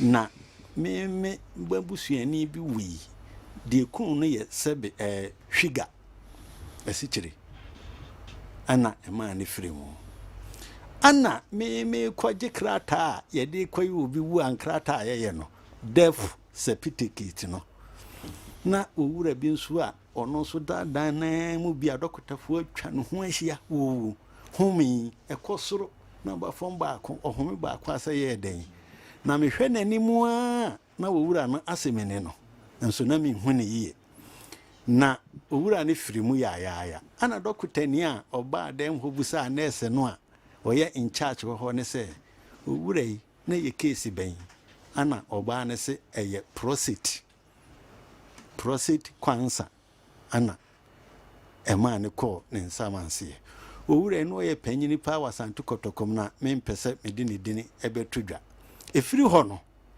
ana saa ne ma mienu yi mehwe ne yie pa asichiri ene prostate na kane no ne ese oye ma asem bebreba na prostate eyewo sente saa no mo de daadae go na chire na ma behunu se we taaye momu a bebi a yemfie duro no o taa kokwan so a ana prostate no ebi nyewo eno ntene me ma apɛ no enti nyam na me berebie me de bɔ me ho ban efiri yade ho yo enti die na wo de bre mema adwubi mfa no mesin tudwa na sɛ dwo na nsan me nwa so busa me we adokotafo kuku damu a ebi wo konfo anoche kwa debu ene asopiti akesi nyina mu no omo de abetudwa se enipa efrim ewo ayadesabia ho no dodo no a yesichiri ene eku wo mo hwiga ene eku wo mo minim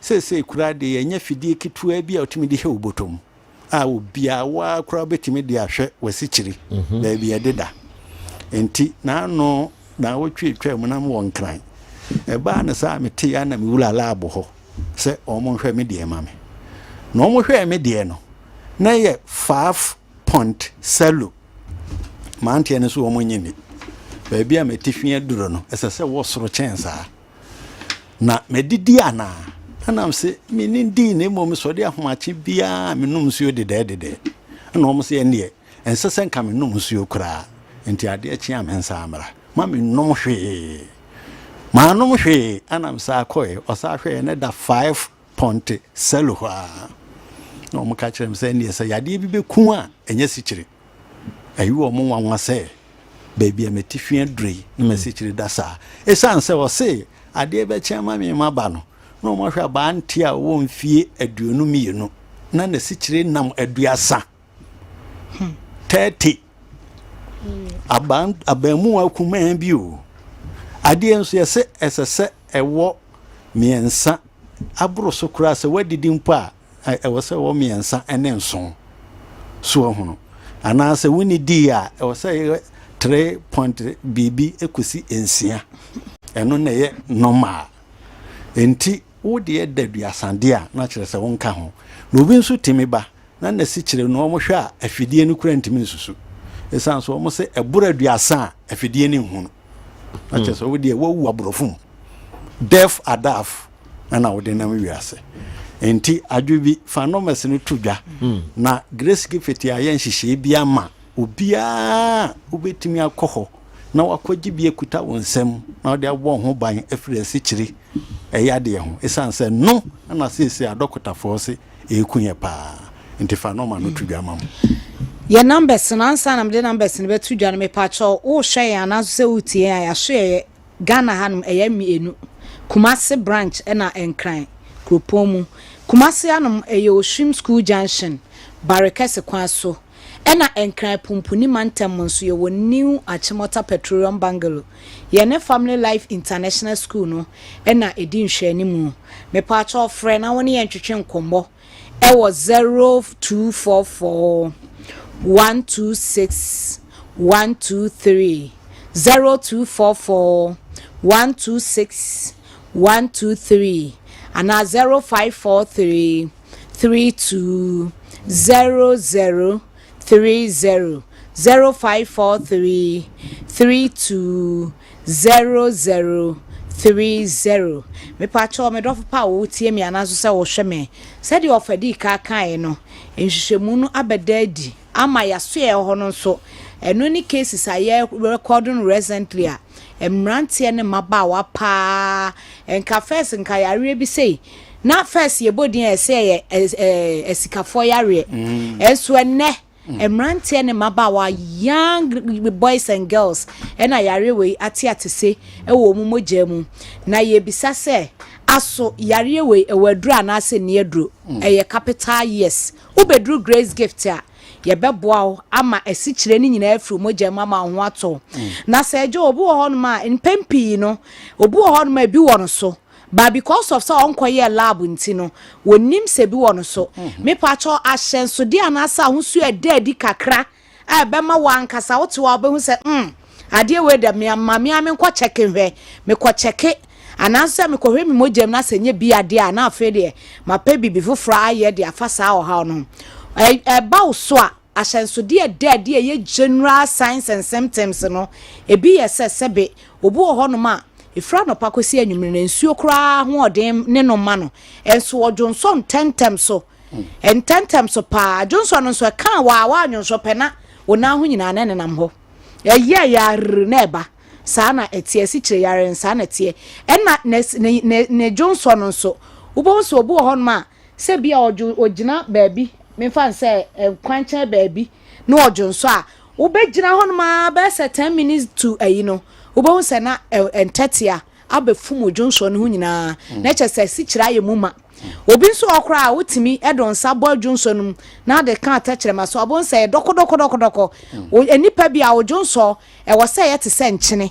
enti so hu ne se ye si kire test a na wo so hu se saade no e na edi no otumbi edi wani e kire Grace Gift Herbal Clinical Laboratory Services asoye bia mu nso kom dewa obo skom de na do ya skom ne bedo skom de wa ye normal but we do ya obo nse na asa wunya nsuo no no ya wo hu se de wo besi a describe no na e wo so hu se ye bia na obi nso on ya na ota ete brenkantem kakra bi ana wa bre na asa wo ani wote wa bi kakra bi na wo dane ade e wunya adwumaden enso wote nka se wabre wo widiem saa na ededi na afensu so obi nso wo ho no ma obehunsa na ne su ye ne bisibisibisi ohun ade ye na ni so no tambia ohun ade a eye ble pa eno so kire wo se eye diabetes obi okra etimi kra sabitimi ma wani ni frantentem so wabra wonya hu ye hu se bia diabetes no wani no na efra wo ho ana ohun ade prekope eye diabetes na ekoso saa no ma no afensu ye be ma etimi ma ne be ma eye mre ne be ma ye no kofom kra kofom kra totally ansa kra na osa akwa duro bi na nya bibidura na sa kra agina gu kra kodwo to enti memma na sebe wo ya brante no hu se saade na hyase ekoso a no otu ana montentem no de oni akire Grace Gift Herbal Clinical Laboratory Services asoe na obedru ho no ma ye beboa ama bibia wonti asie bia no wotimi ahu ama ho ato enti de ye kan se diabetes ye siche yare no ya mani di de edina de panso yare no ye ya keka enya de da form signs and symptoms na dosu obu ho metimi ma ne so te prekope na wo hwinhwan obi nso otimi ma wo ye kese prekope na wo na ase nyina ataatai eye diabetes na ye sa no ma no eschenso de anasa ho so ededi ne eye no ma bebre kwa na ensusu ye dika bobo general ones na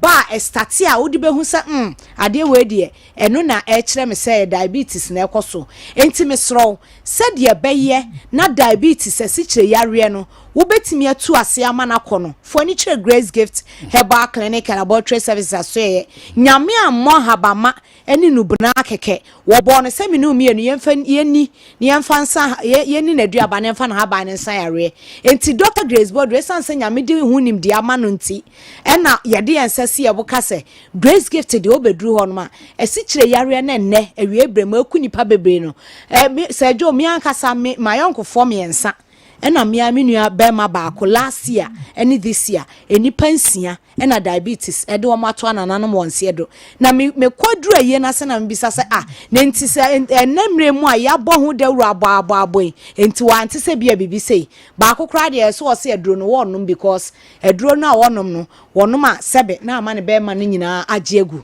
enti wogya enom kra ne ku ne hye opreko peso enti ye to nsa afra o se wa diabetes etete wono furniture Grace Gift Herbal Clinic and Laboratory Services so na obedru ho aye beboa ama ho atọ ha ba ma bebre ho wo fa bitter leaf eye onwuna hahan na ekita phytochemicals bebre flavonoids wo ma eboa urani padua no ma eboa ebre moja bia ase eyi moja bia free ya cancer sikire bia free moja no ma wotimi de ho free diabetes nsem enti sadia beye na bedru ba bi ne enka nkyerɛ sɛ wanya diabetes no yɛntena se na Kessben netifo anasa ahwefo yɛnkase yɛnkyɛm obi yɛsrɛ saade we yɛakyerɛ da yɛsan so akyerɛ na wayɛ bi wɔ fie emre bi yɛkyerɛ obi frɛfrɛ adwoso sɛ no diabetes ya diagnose no okodru hospital na oyɛ nkontomre ene betalive onwura hai wono anom yɛ na nyame ya nadom wade ne ho afri diabetes ne nsɛm enti sɛ won so hwɛ me anasa otie bia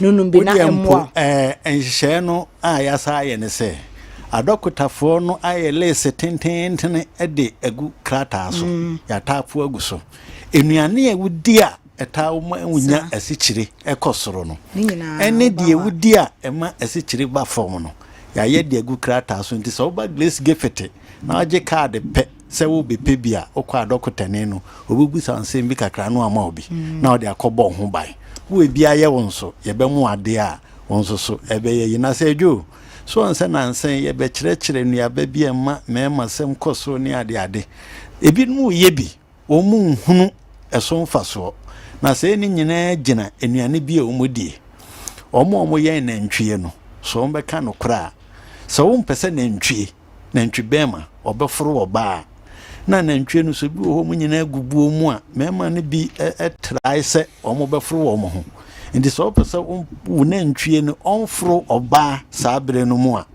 edi ade bi egu nsuom ama nantwie no no onum ya nantwie no be ma bedwodwo kura ontumi nya hwe enso de bim saade no mentimi mfa nto dwa fidie so esanso bi nso adwuma no enkrofo mema bi dipa nteyesa ya kyerɛ mema duro sɛ den enko I mean to me some modi we are called to say but say spices be would you clearly no ya ne be ma badwojo sada matino so alleged say and spices be would go aduane mo na na for the stew pa na so on say allegation na science for no FDOs if you I don't know science for no the BB ba ye test yetimi de som wahwe eyi anachese be yi wo nipa mu enti se we nso akum aboa ne bema na wo nipa enti no ofra e be ka kire wo na ma aka de kona timba kona se menni we dasura mete so be se ma de ne adwuma de amenni eno na se na bonten aduane wo ni bi da wo ye woni sia na mu ni na omnom de yo eno na fuma wo mo enso se nko mo gini ni pa enti na mini di abontane no na kene se abontane unyame gise bia kokwa ya toto okay ene nchewe enti na memoja anu gina enu kwa monte ase wa baba te se mebele na obeso mehwe kukuma se edi ayo ebubu kwa na akotena nsuo so meno no sejo mo de monye no meso no na momra na meso no so okay we dey Selo 54 tele 0543 tele 2 32 selo 00 tele selo 30 selo 54 tele 0543 tele 2 32 cello 00 tele cello 30 the chat for cry cello 244 0244 126 126 12 tele 123 Okay, cello 244 0244 126 126 12 tele 123 Grace Gift. Grace Gift, Dr. Grace Bodu. You madam Masipa, Uja Imrena, quite of funding in a come say a year donko everbo. Mon friend numbers, no, na Abasa, Ajubi, so we are only Bibia. Okay, in the infancy, na Yantwad Medina so Emfa and Mamo Kessben 3.3 live, our Kessben television, so live.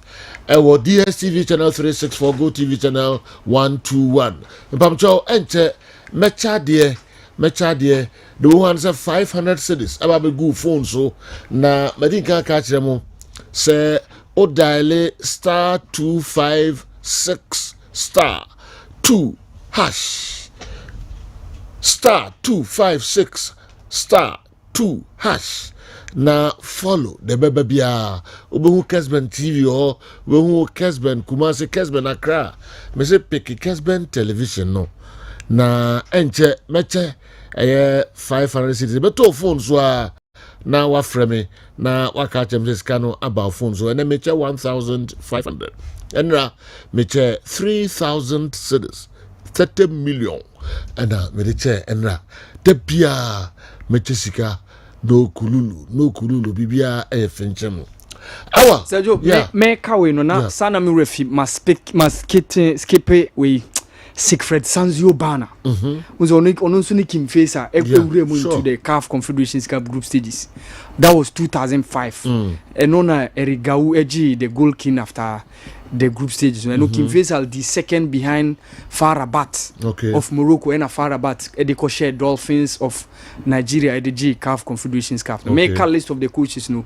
We refi man from escape me man funny dia man account. And Sergio that was situation a yenya 3 consecutive seasons ni nyina na ye clubs ewremu into the group stages of CAF interclub competitions because 2004 no yenya has kotoko in confederation group stages omo nyina call final and at 2005 yenya Kim Facer in group stage confederations omo di second one ntimi anko final we said that time no de na mo top group no nko na mo straight into the finals and benya 2006 no so both kotoko and has and so every into the group stages of the Champions League and no ekobo no e oboase no so Sanzio Bana was also part of those coaches obeka say omoye adwumason in taking Ghanaian clubs to the group stages of any interclub competition. So you have to make a case for both our Ghanaian coaches and also some of the foreigners because se unya Hans Dieter Schmidt, se unya Sanzio Bana, se unya Tom Strand, se usenya Hans van der Pluim, these are all white coaches.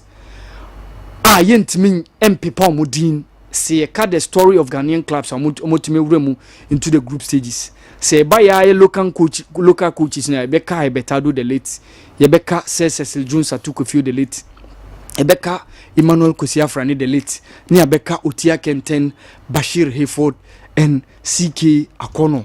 And then the former coach of Adriana Onunso Wenyani Bebiko. All right. So these were the list of the coaches at least. Amoye Jumasompa. Awal Mohammed. Joe, can one make countless assists? One can make countless assists, but if the final player squanders it, everything comes to naught. One can also slalom and dribble all players on the pitch. If he's wasteful in front of posts, it still comes to naught. Goal scorers are very important on the field. Soccer, unlike boxing, is about goals. The champagne football is nothing without goals. Good morning, Sani Saliu. And so that we are brain Cecia. Okay, Kwambi can translate the local stories, no, and so a bebre na yatwa de akanina so and so the amamo. Yenja way and so if he about tactical sabuto. Sabuto odiana if he fa. In as much as I agree with Andy and Awa, I still think goal scorers will always be seen as more important than others on the field. Every player is important on the field of play, but in terms of order of importance, goal is the only thing that can secure a team the 3 maximum points. Levi Cowell needed Mudrik's goal to get his pass registered as an assist.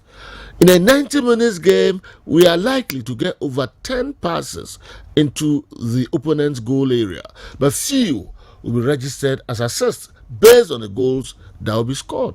Tactical, Orlando, and anyway, and so Brian. Or say, Raffle, no, and or two papa, China, or nya hitches kakra, I feel them shall go through a two more.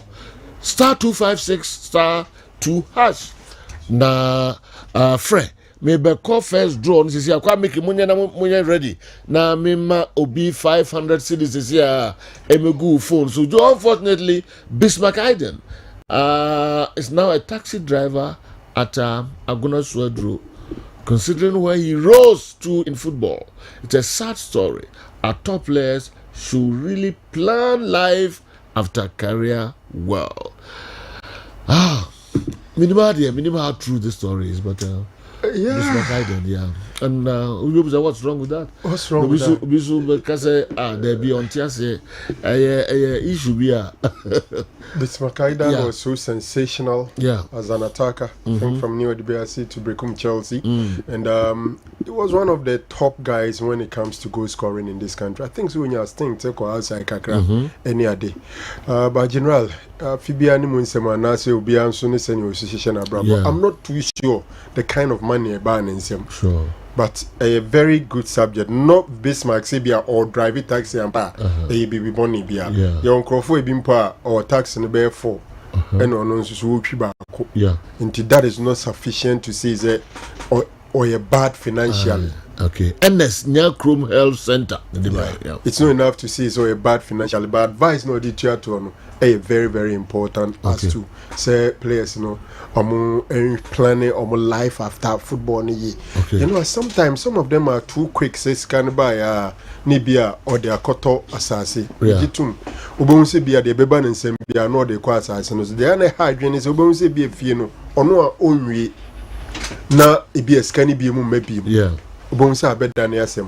Sometimes if Kumbituma consult experts kakra next can babumsa either so be an investment no edisika beba maybe a sikana go into a dynasty. Sometimes they are very important.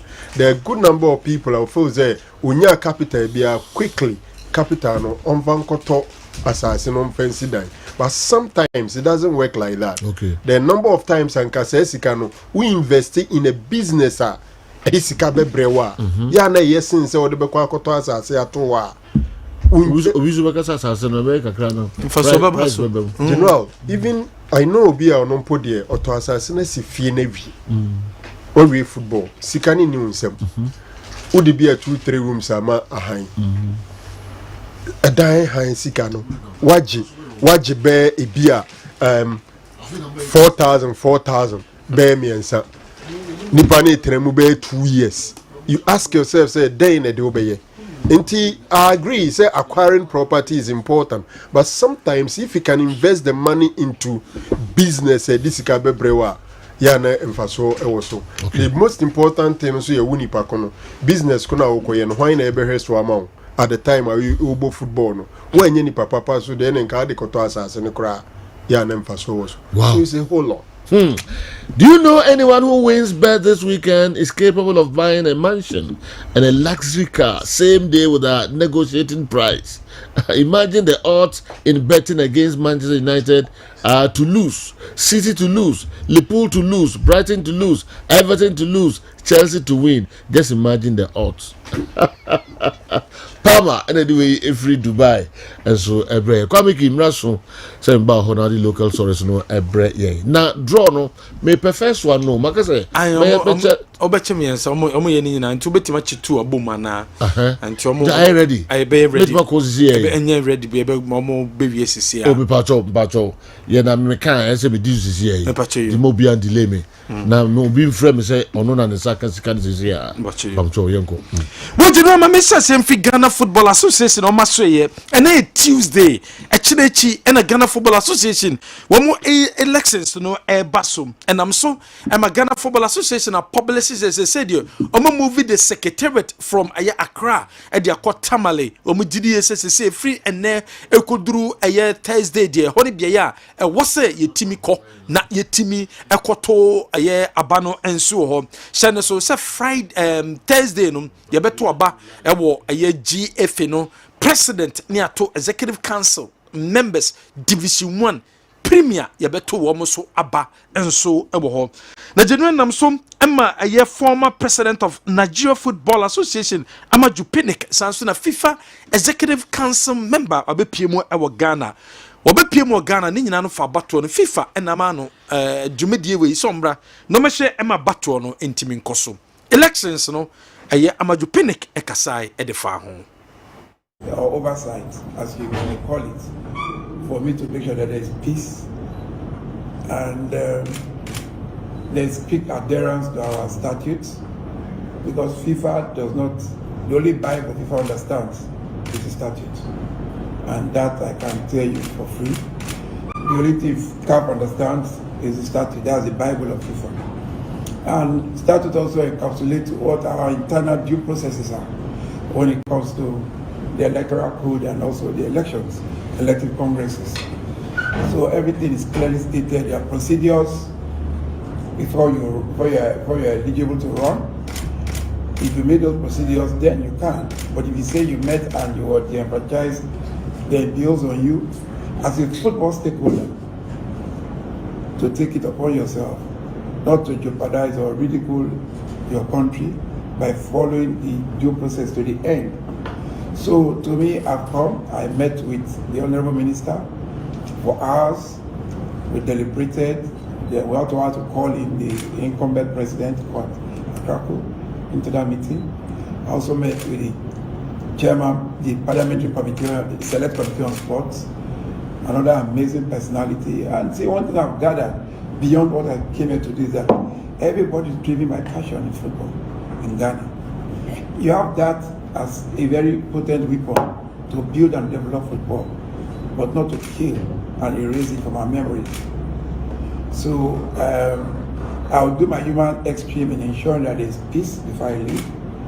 I will see that I can report back to my bosses and also to both ESCOs, because we have seen a lot, and I want to, as much as possible, avoid anything that will bring any form of ridicule or opprobrium to CAF. You know when you some Amaju Pinnick or the two Jaffa elections Baba Kosono Wababe do Ghana or be supervise elections or so by or question the honorable sports minister and the Kubako Parliamentary Select Committee for Sports and no Makwako Dinkomo and the five elections no na FIFA ni bibia FIFA the only name say mrano and a woman diso no me de two aye abano was so kasai was Ghana a small country Ghana a big country ye papa about football more FIFA recognize ye pa. Within a very short time to that top HS, loving Ghana and what Ghana stands for in football. Ghana is is one of very integral countries in terms of football development in the continent. I'm not going to go back into history about what Ghana has achieved and what Ghana will achieve. I was just talking to when I was seeing George just now, I told him that what Morocco did today, Ghana would have done it just penalty. You know, in 2010, the idea was shattered, and I felt very, very bad. But God knows best. That's what I keep saying. You know, so I just believe that I came in principally on behalf of the FIFA president Gianni Infantino and also the CAF president Patrice Motsepe, and they will be monitoring what has been going on in Ghana. And you should also know that I represent 22 African countries as a council member. I represent all the Anglophone countries, and is my. You know, way Amajo Pinnick. Ababa Ghana says obe supervise elections no ametimi akoso china echi na bato no ebetimi akoso executive council sanso na yebeto aba edafa RFA no general wa RFA no eho na Abdullah Yate wachokata da koma elections committee no nanka central region obepre for a RFA chairman. What a kratakoma elections committee no so no sabre untimi and to asubium and into watching home. This is what withdraw from the upcoming elections no in the said acquire Robert Jojo Duncan central region no kwabeko unopposed obienwa on ne ebepre eye abato no eno and in some way free elections no and so eba they said all is set on Thursday ewo tamale ewone bia Ghana Football Association abato no ebetimi akoso yetwaso a yemfie ni nche the Black Princesses of Ghana qualifies at the yenim yede ni che Guinea Bissau hone bia yeko for under 20 women's World Cup qualifier and also eba bekoso na Ghana yeko akopemu and so Guinea Bissau ni akobo first leg no ebeba so on the 8th of October and Ghana yeko akobo akensi no enso ho yede ni ekire Premier League na Bet Power Premier League na shenen so for the weekend and nam say dreams enemy dema no musi aka wa African tea womo match also mobono abrana dreams also mean so atraman ball na fe mediama so the Nations FC enable game no entimi amba so na say games na entimi amba so womo de be share Wednesday anka e dachina and anka 2 games na betima amba so say make say Ghana Football Association say entimi amba so dachina womo de akọ Wednesday 11th of October and na Thursday 19th of October and omo the games na called dreams any so atraman about Wednesday 11th of October the mediama and so against Nations no and so about 19th of October and when she make us in etimi ababe toja Bet Power Premier League matches Saudi okoso Division 1 so matches no ebe shasi weekend dia 7th of October na yebo matches Saudi okoso Malik Jabez Stadium Mana FC Enewa Power SC Enebesia Victory Club Warriors and so in Northern City and ebebo wasunta and Tamale City Techiman Heroes and Stefas and ebebo we Division 1 na see started Premier League no see Division 1 so general shall weekend there be uko zone 1B so Young Apostles and to do Mighty Royals and as a Mighty Royals against and so betima koso and uko zone 2 and so games Young Red Bull FC woman new edubiase the bubble Rose Park and so the Sky and so boking face up general woman share woman Division 1 ase woman Vipers and Airball and a Park Academy and so the Enzima Kotoko and so about Dwarfs and so no Sefu All Stars as a came and the Bazaki Holy Stars and so and the bubble general Rose Park so in Rose Park Mediama omo team kitwa and also so bo Division 1 and also so ne Sky FC and ebebo e Division 1 Oko United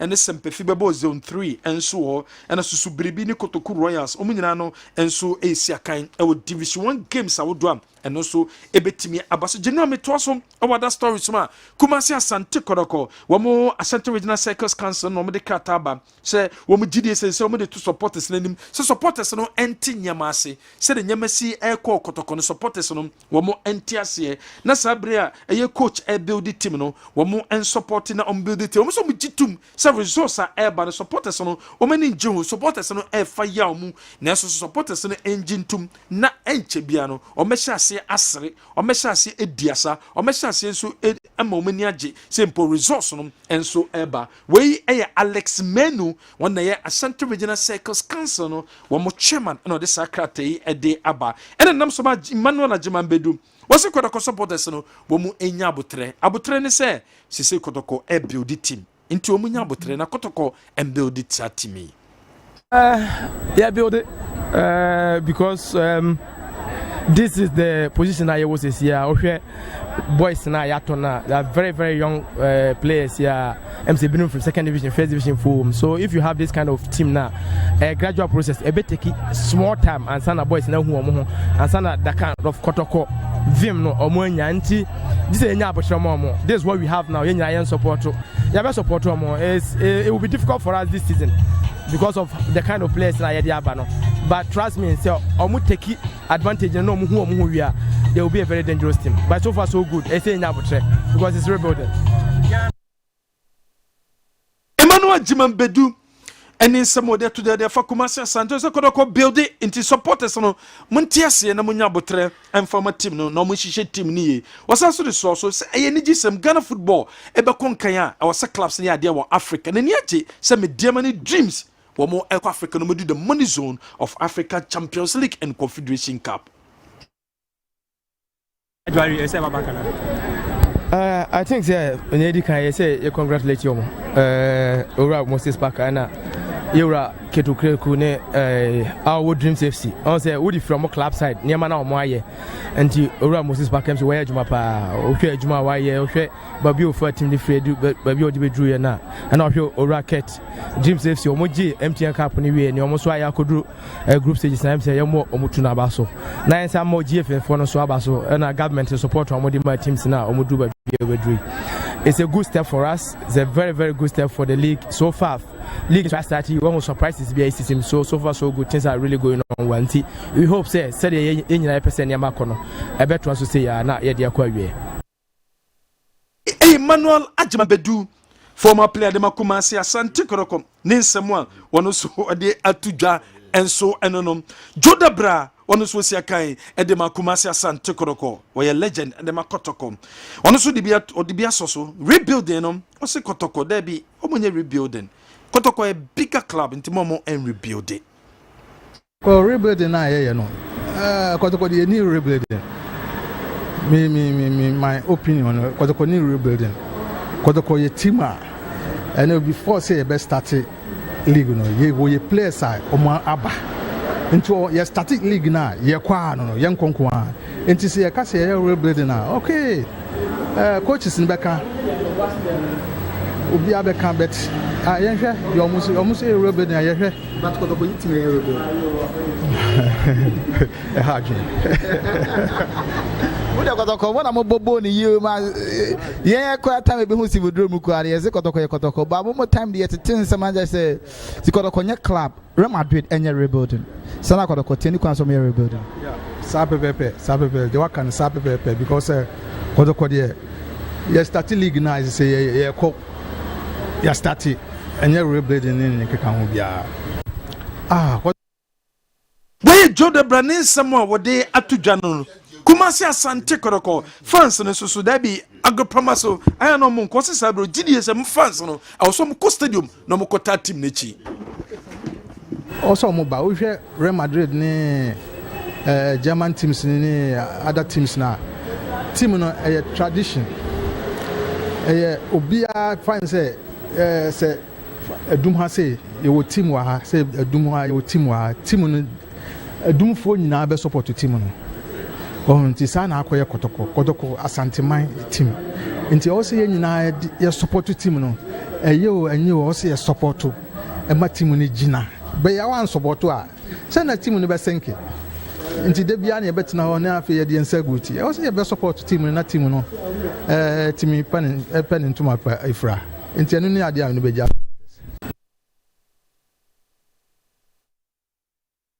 Somewhat Jodabra legend and Makotoko, General Wade Atuja, Abibio, say Naniabre, DBB, what's a Quembiasum, or she said the Division 1 clubs on Yamesi Qua, I was a month for Buano, no, executive council, no, Utimi Ekosubi.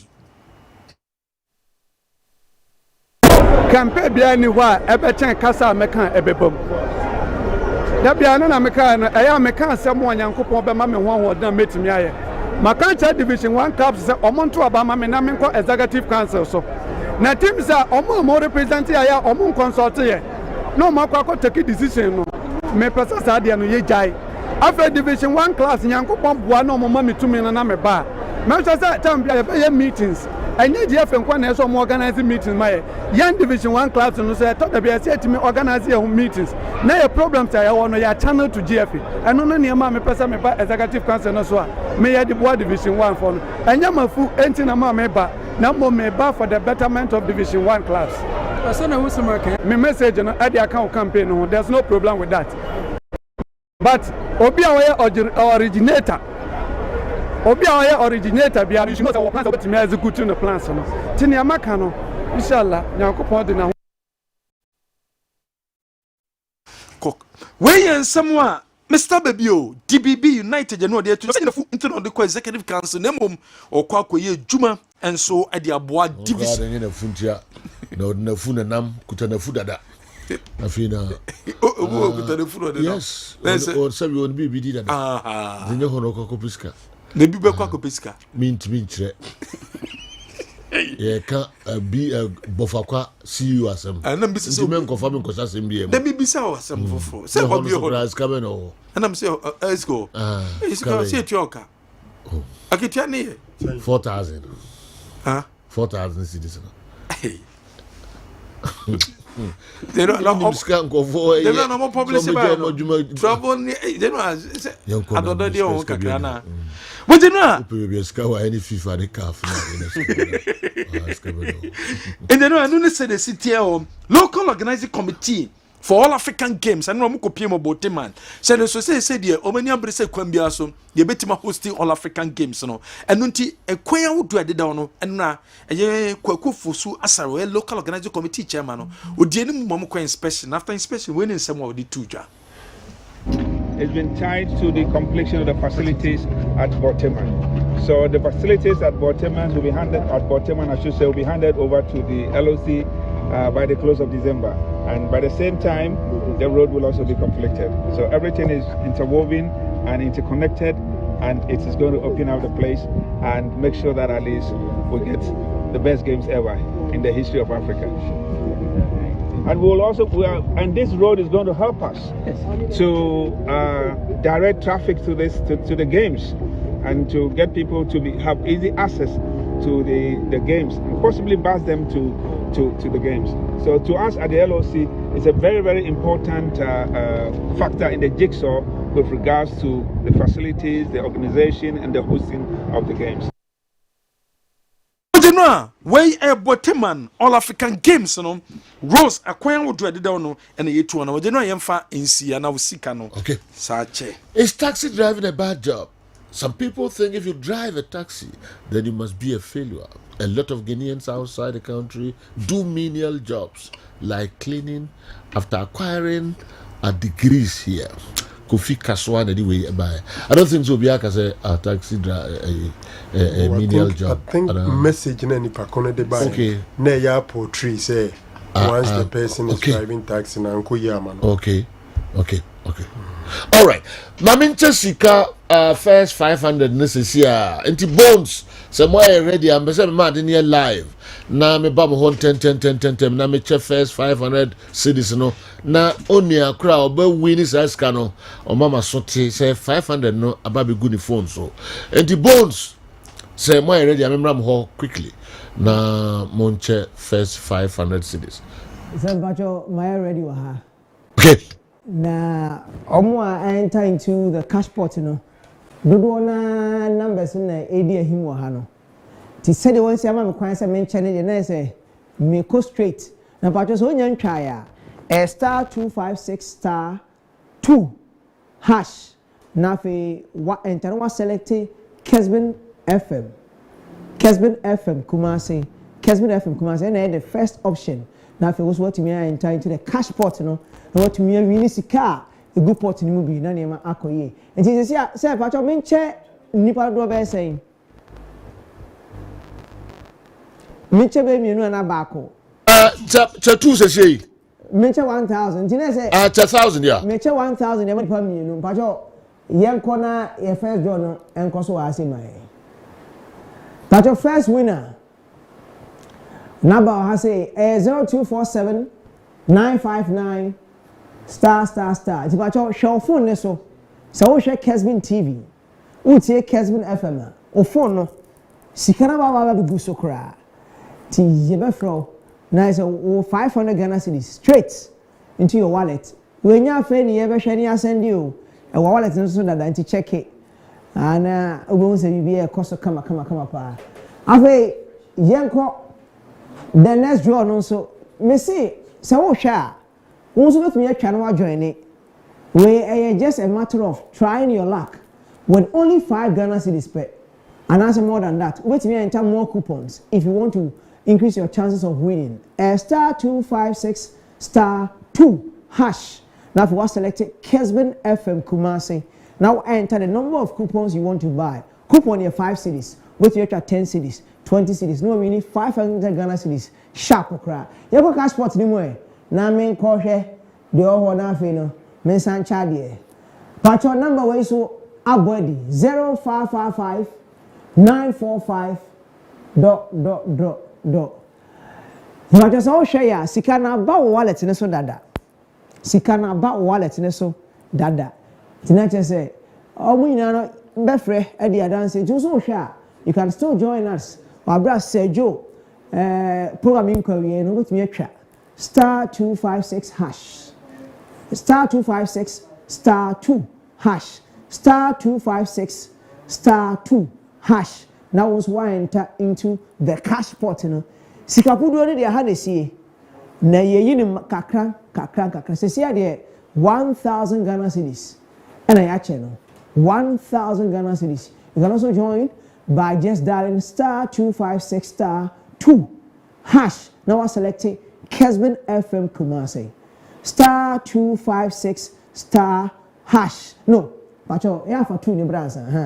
*256 *2 hash. Now I selecting Kessben FM Kumasi. Number of coupons are person what on. 1 5 Ghana cedis. Do what you enter 2, what you enter 3, what you enter 4. Now also what do sika ni bi? Sika kuko na haya na sie. Ye yi musika ni nya dia che. Okay. Bonds enti about bonds at a year 1000 cedis this year. Well, ufo no sika be gusu no mamjo mamenti na ma onkasa kakra wa na wasem titi bia so mama kwan na de ato edwa *256 *2 hash na select Kessben FM. All right.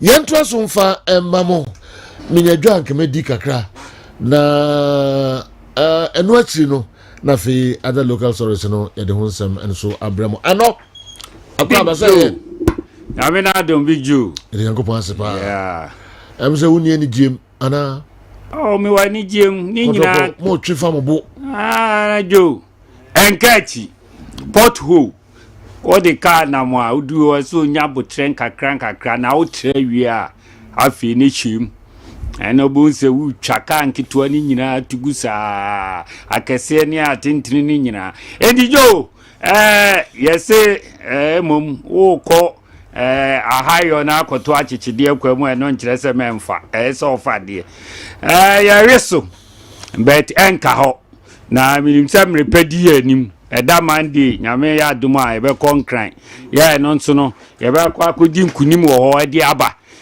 esikwa no so a me ni ami hu ni se ni esi hihye ye tim no se yesikwa antre no so a enya de a ye be san ye chida enye loose pa de bi nti wo ya brasi yesikwa no so a endi ya chitafo ne ebe koso asre wo mo abotre ne eya omo enya matim no asabre ye nyina de akomako edi tim na chi aye ko no omo me emfa ne sa edi tim na chi don't worry me kwaba yo be you time pa na the episode to dwabia no mama kwan na o de ato edwa emse menya winner ba kon ewa ha hello good afternoon patron wana free you kasa free afternoon pacho me kasa free asante mampon pacho FM nana yaw na de na mo free anopai pacho mo cash price na mo yena ma wini bi na mo friend oh nice what wini bi pacho wini eskada be go phone no so pacho 5 million pacho na mo agra what to say pacho 20 cedis now they 5 million pacho they be see o mampone free money okay I title why mpacho ya da si bebe oh na se ewo eye awrade ho ntina eno so eno no the other winner no so bese metinenka na baby ono so kasa free any ade nyina no ye de hunsem eno so ebrama na meche 1500 cedis 15 million. And that's some get to Accra. Kanisa na Chiska, be the Chiska. No, father, one come mania go deep. This is a auto. I agree. But this all the wood or Namanukum. Yes. Maybe it's a secret. Okay. Kanisa Namania say.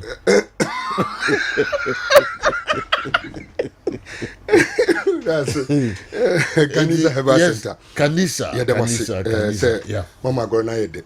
Said Adiano Esikono. Yeah. That's the way I rail. So, straight. Osaka no. Mamene nkasa kura ansa na mene Kanisa. Edi nkomo kakra. Hello. Hello, Seju. Yes, sir. Good afternoon. Fine, sir. It is a kasa free for say. Le kasa free I was you. Adasana do do na anyway. Ya mwasi krom. Ya mwasi adre ya mwasi. Wow. Na no pay. Ano pay. Bro no me saka me die. Saka o die o. 15 cities. Okay, anyone 500 cities. No correct.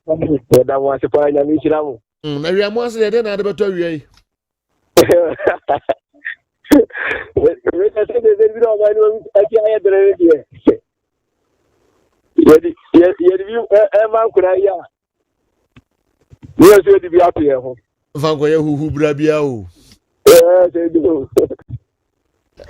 Okay, na and so I don't know. We are more than 5 million. I said besi okrum ho there. Okay, enti akaba ko.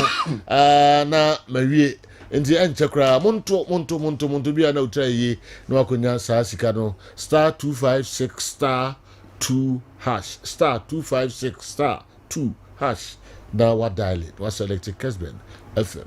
The channel a chow be good phone so direct Kanisa. Mabinti we dey na dey me da se. Kanisa Herbal Center edemasi se monya so na mohwe na mutie yen. We eye apomudeni onye sika tu botomu no se uni ahoden a bibia beye basa. Na mum pesika yade nso yanti enaja de bia yaka ho asemo kire se enioma edokoro wa enioma ehawo no enipa a ubenya ne se ubenya yarsa apomudeni wom na no ene ya tiudin se ye mawo Kanisa eduru a sebe eye ndudani habamba ene aka bom ne de aye na boa mo apomudeni na sipi na asita enne no infections enne de yentu ye boase yenhwehwe ema ne mema nkuta hodiem teniye bema ya na de bia masem a metaka ne se ukoto aduro bi efira bonten efiri China aduro nunum se o ma obema mu ayede a eye de na nso ekirei nsunsu anso ade bebre wontu tina ya mempese obeka ho asem no ade enti na meka so bema bia num nuro ya ema na ho den no gina so a ebeduru mrebi na nya wanya side effect but busa say de ne ba ya ama me bema first ne kigina so na emu odin eso na sisi emu ayede na ayemre ne kase no so akofom na afi eye ketwa na afi nso wa utumu se ahoden no ni nioma asese nkase de wusi sepe ho no ani nsuo ni sa nioma na wo mu no so akọ ho atochima na anu asemuna edi asemu ne siye na anu bi na ojonso e pa mienu ojonso emu ya wo ya ojonso e maye ojonso a wochim kakra nsuo fufuo bi firi obema na no ba mboa na wa tinkese obema na mu hihye kakra bi na ase wotinkese nkukodwe bi ni nam ho pimples bi sisi wase ho ene obema no wate na no ra hankra no na ase pimples bi esi ho wotin mu nsuo umia ya na asamba so ho sa nyoma bi sa no ene mi busa se na wa wo ya sa de no ya wo ye no enko ye dia na se ekọ enenne wo bo petri yo ene wo bo tim keja wo ana 1 minute dia hwe hu ni se sa de na ye wo na anu no enemu sa ya de no enko enu na akofo sa ha wo ya bayi nti ja se wo tuto China nu anum na wo ho aye dene no ya de no enko sa ho ya de eye babaso eye infections na abo ba mam ema ohunsu asai ana ma ohunsu ada ne brownish color ana ma osisi ne ya ana ma obolo timi hono ana ma oba mai ayaketwa ana ma ba mai ehini no ana ba mai muka opepepe ase nkukodwo ne na mo ya ase nkukodwo ne na mo ho pimples esisi hoyi eninti na tese yale na ayewo nti ya nka nyawadwen se bibi no eba ye no wo to memedura no ma ene okwa adawanye bia no na adaya afi ebe samo say defect but we dey kanisa yi kanisa mixture kanisa onum a ekoyi babaso na firi ho ekoyi usisi yade afiri so ekoyi ubema no a afon na kɔ ekoyi ubema no a emu ekeka pimples bi sisi ho no na emu awiwo no na wo dwonso a wo kyem kakra nsa Johnson aba no na nyina afiri so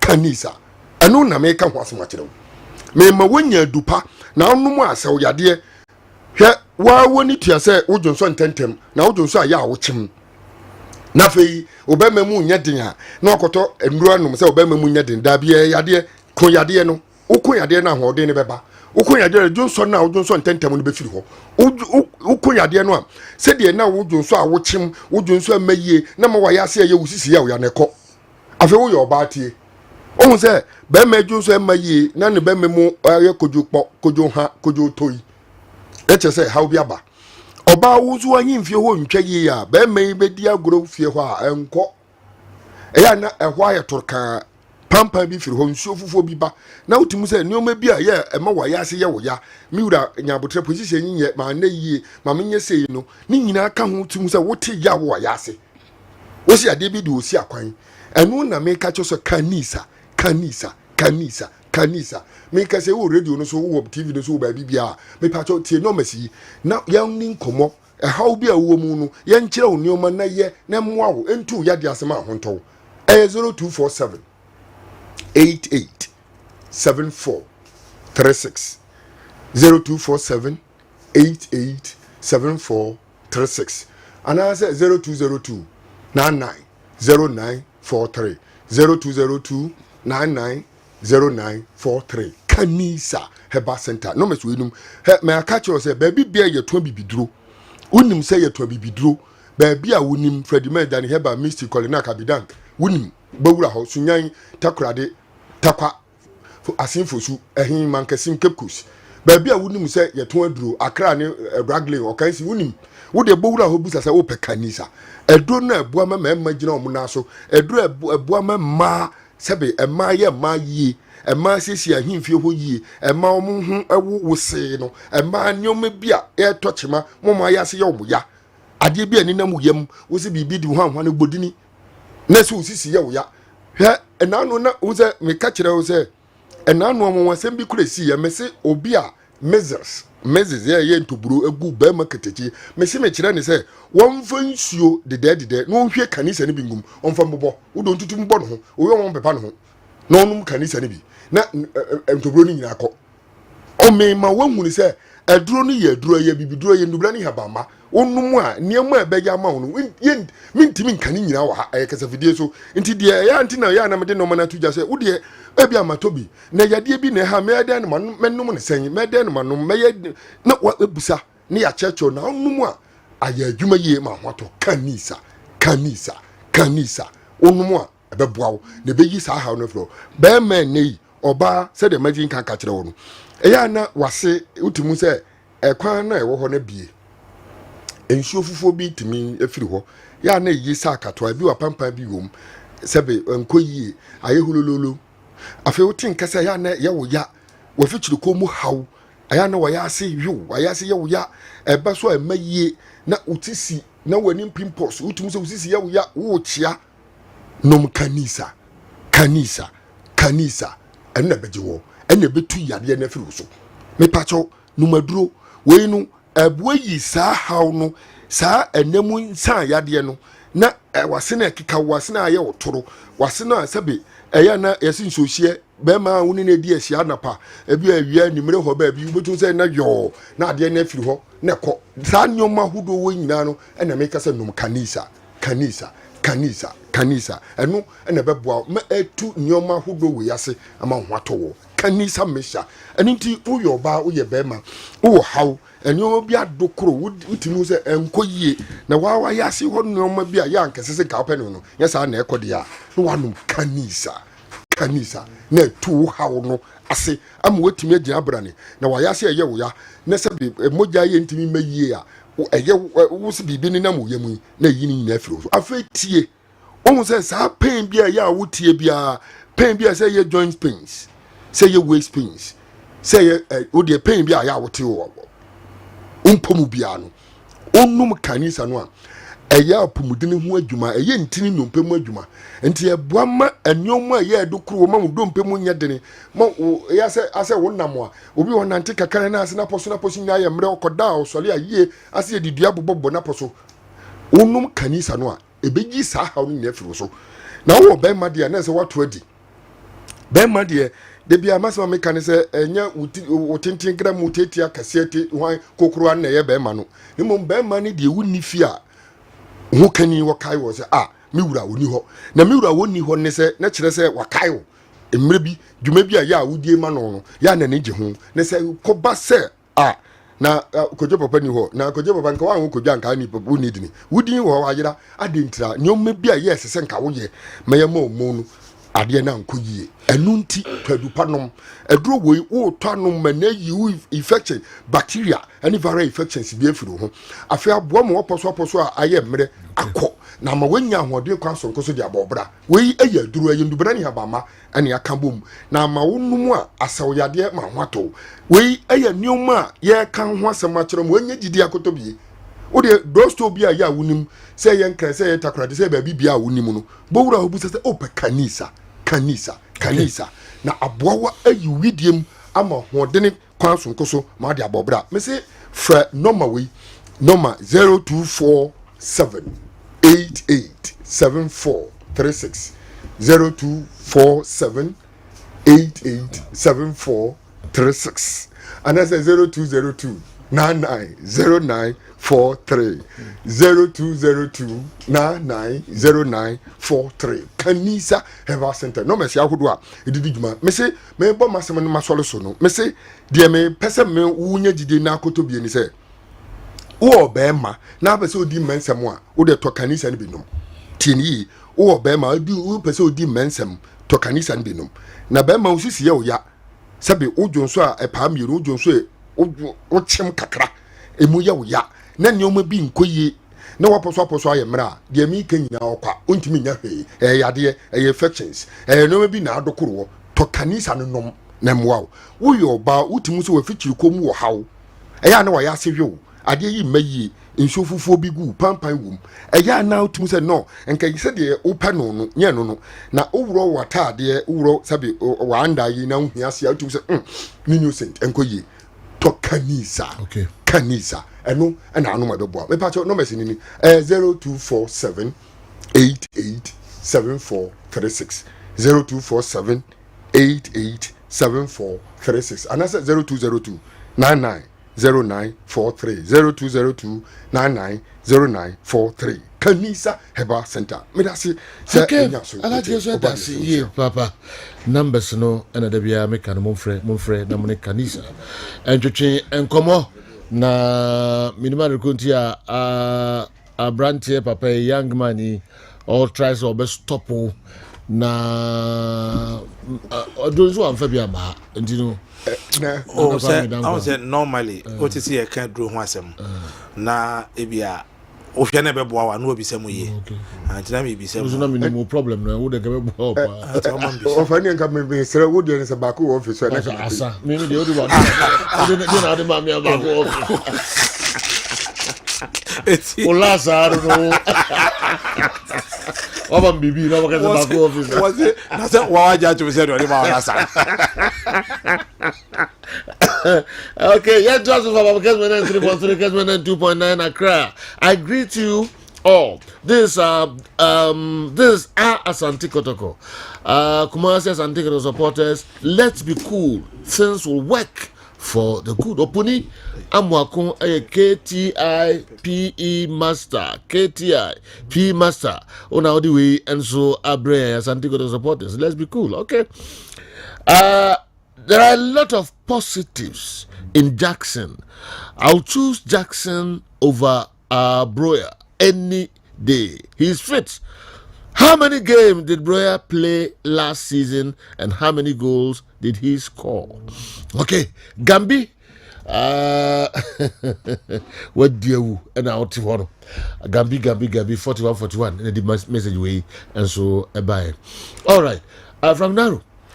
General, some no and a Google horror. Yeah, the person come on 7 number for messages near the Omode Abba Nana Kwame Dankwa and so a National Circles Council, Vice Chair, and also ever have. Minim say, Kwesi Apia coach, ESCO campaign, no, Papa Edima Kotempa, Nana Kwame Dankwa Edima Kotempa, Senor leader, fine.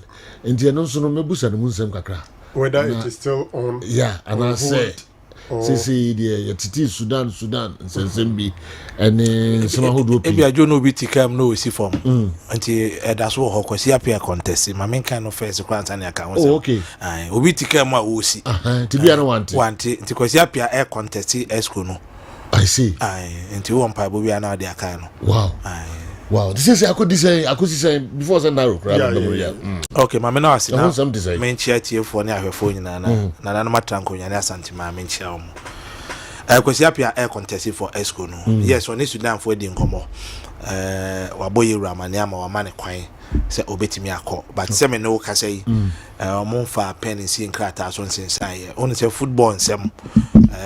You never know. Maybe quite last minute, maybe be about boom. But Omo didn't come out with it. Like I say, in principle, Koma agree. But in Kata, someone since and a memo. And you know, yeah, first thing first. I mean, I had my battle every day and ya with the yarn a basso. A bring you home mothers and young train was here. Say, Obeko should die a band, son of my betuabano, until Abania 20 years what they are. Okay. And you can see, she saw they pre escuno, a dinamusa pepe. Ye pay 5 Premier League slots, their ma, nipa do. Our more premier clubs and more contest because Apia can be no me do back on a larger can be free. Tabeka do. Till say football premier clubs E5 out of sa a random no represented clubs on Tikwesi. I was to be na saying kita who didn't come over by na a man for tenenka. I say last week no fire airport to 2 kwai. Taman for who no airport say Sudan or court. He said the Ghana airport Sudan kwan echo. It you see my and then the beginning of the year campaigns there. Oko Sudan, but one ko Sudan po oko UK. Eko share Iran niko di nkomo. And was aba Ghana. Okay. Ti no kase ko si o Ghana. And no akra no wan kan no ye kotoko adwuma. But anope wa bedu kumase. Ototo ne normal na ye di ni akire tamale. Enti ye guso. And to wow, the question appear Sudan come on your campaign or also revise your nose. I see. No, now or didn't who cry on first Sudan in your consideration. On one cassa air prinity, ever be prena cunya. And you can see contest your name clubs need in como. I'm a man who they need. It was a question appear about escort. So, okay, Tabi Bisrum Qua. Make us send crop for what escort no more printing in an obi kitabi. The technical background, a unique BBA Kitanoa. About Ghana football. When you see national teams are who do it, sometimes almost competitions be bad now matches, but I'm sure technical reports and all that. Those reports, no, I know because a technical person, Ben Panayana, or come one with me, boy, even though all my administrators are on minimum game and by a first question level as a player, coach, a coaching national team level or the aqua could do. Even 2014 FIFA World Cup technical report and the best game of that World Cup was Ghana Germany. I could say I know you in charge more my guarantee. If you're such personality with Ghana, not esco no or person Kosubi, no could not premier clubs than them. I'm sure the player welfare and no money technical issues no or beboa esco ni papa. And you can see it be strong kwa amount for nibi. In terms of integrity, competency, trustworthy person, no technical know-how, kwesi kitani nyinabi. And no, they ba na ho brase when you be a winya ne ho asamaka or any problems, but or you very strict e wona adwuma ho. And you can see is coming on board. Kotoko supporters in Echitafo nyina no. Yemfa mpa bonta kwesi. Ekoban se Sudan ne bema. Eno no mo wa hwe ne say. Ene esco no enya problem bia. No on sensan dey what Ekoban say sanetia.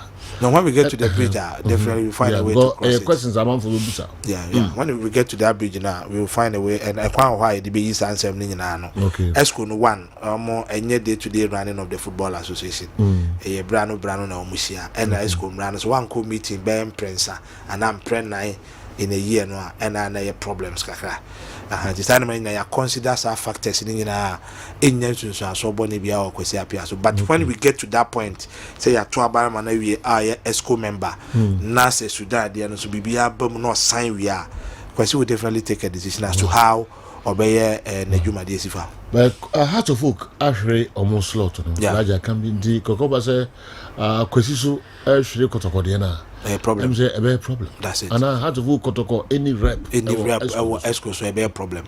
And yeah today as in the and football people are echo 12 say 18 premier clubs also understand the language in any message, you know. And any problem at all. The aka they say yeah complacent. Say oh kwesi apia they will be able to abama and that there be. And the sefate bi associate the yema kwesi bia no.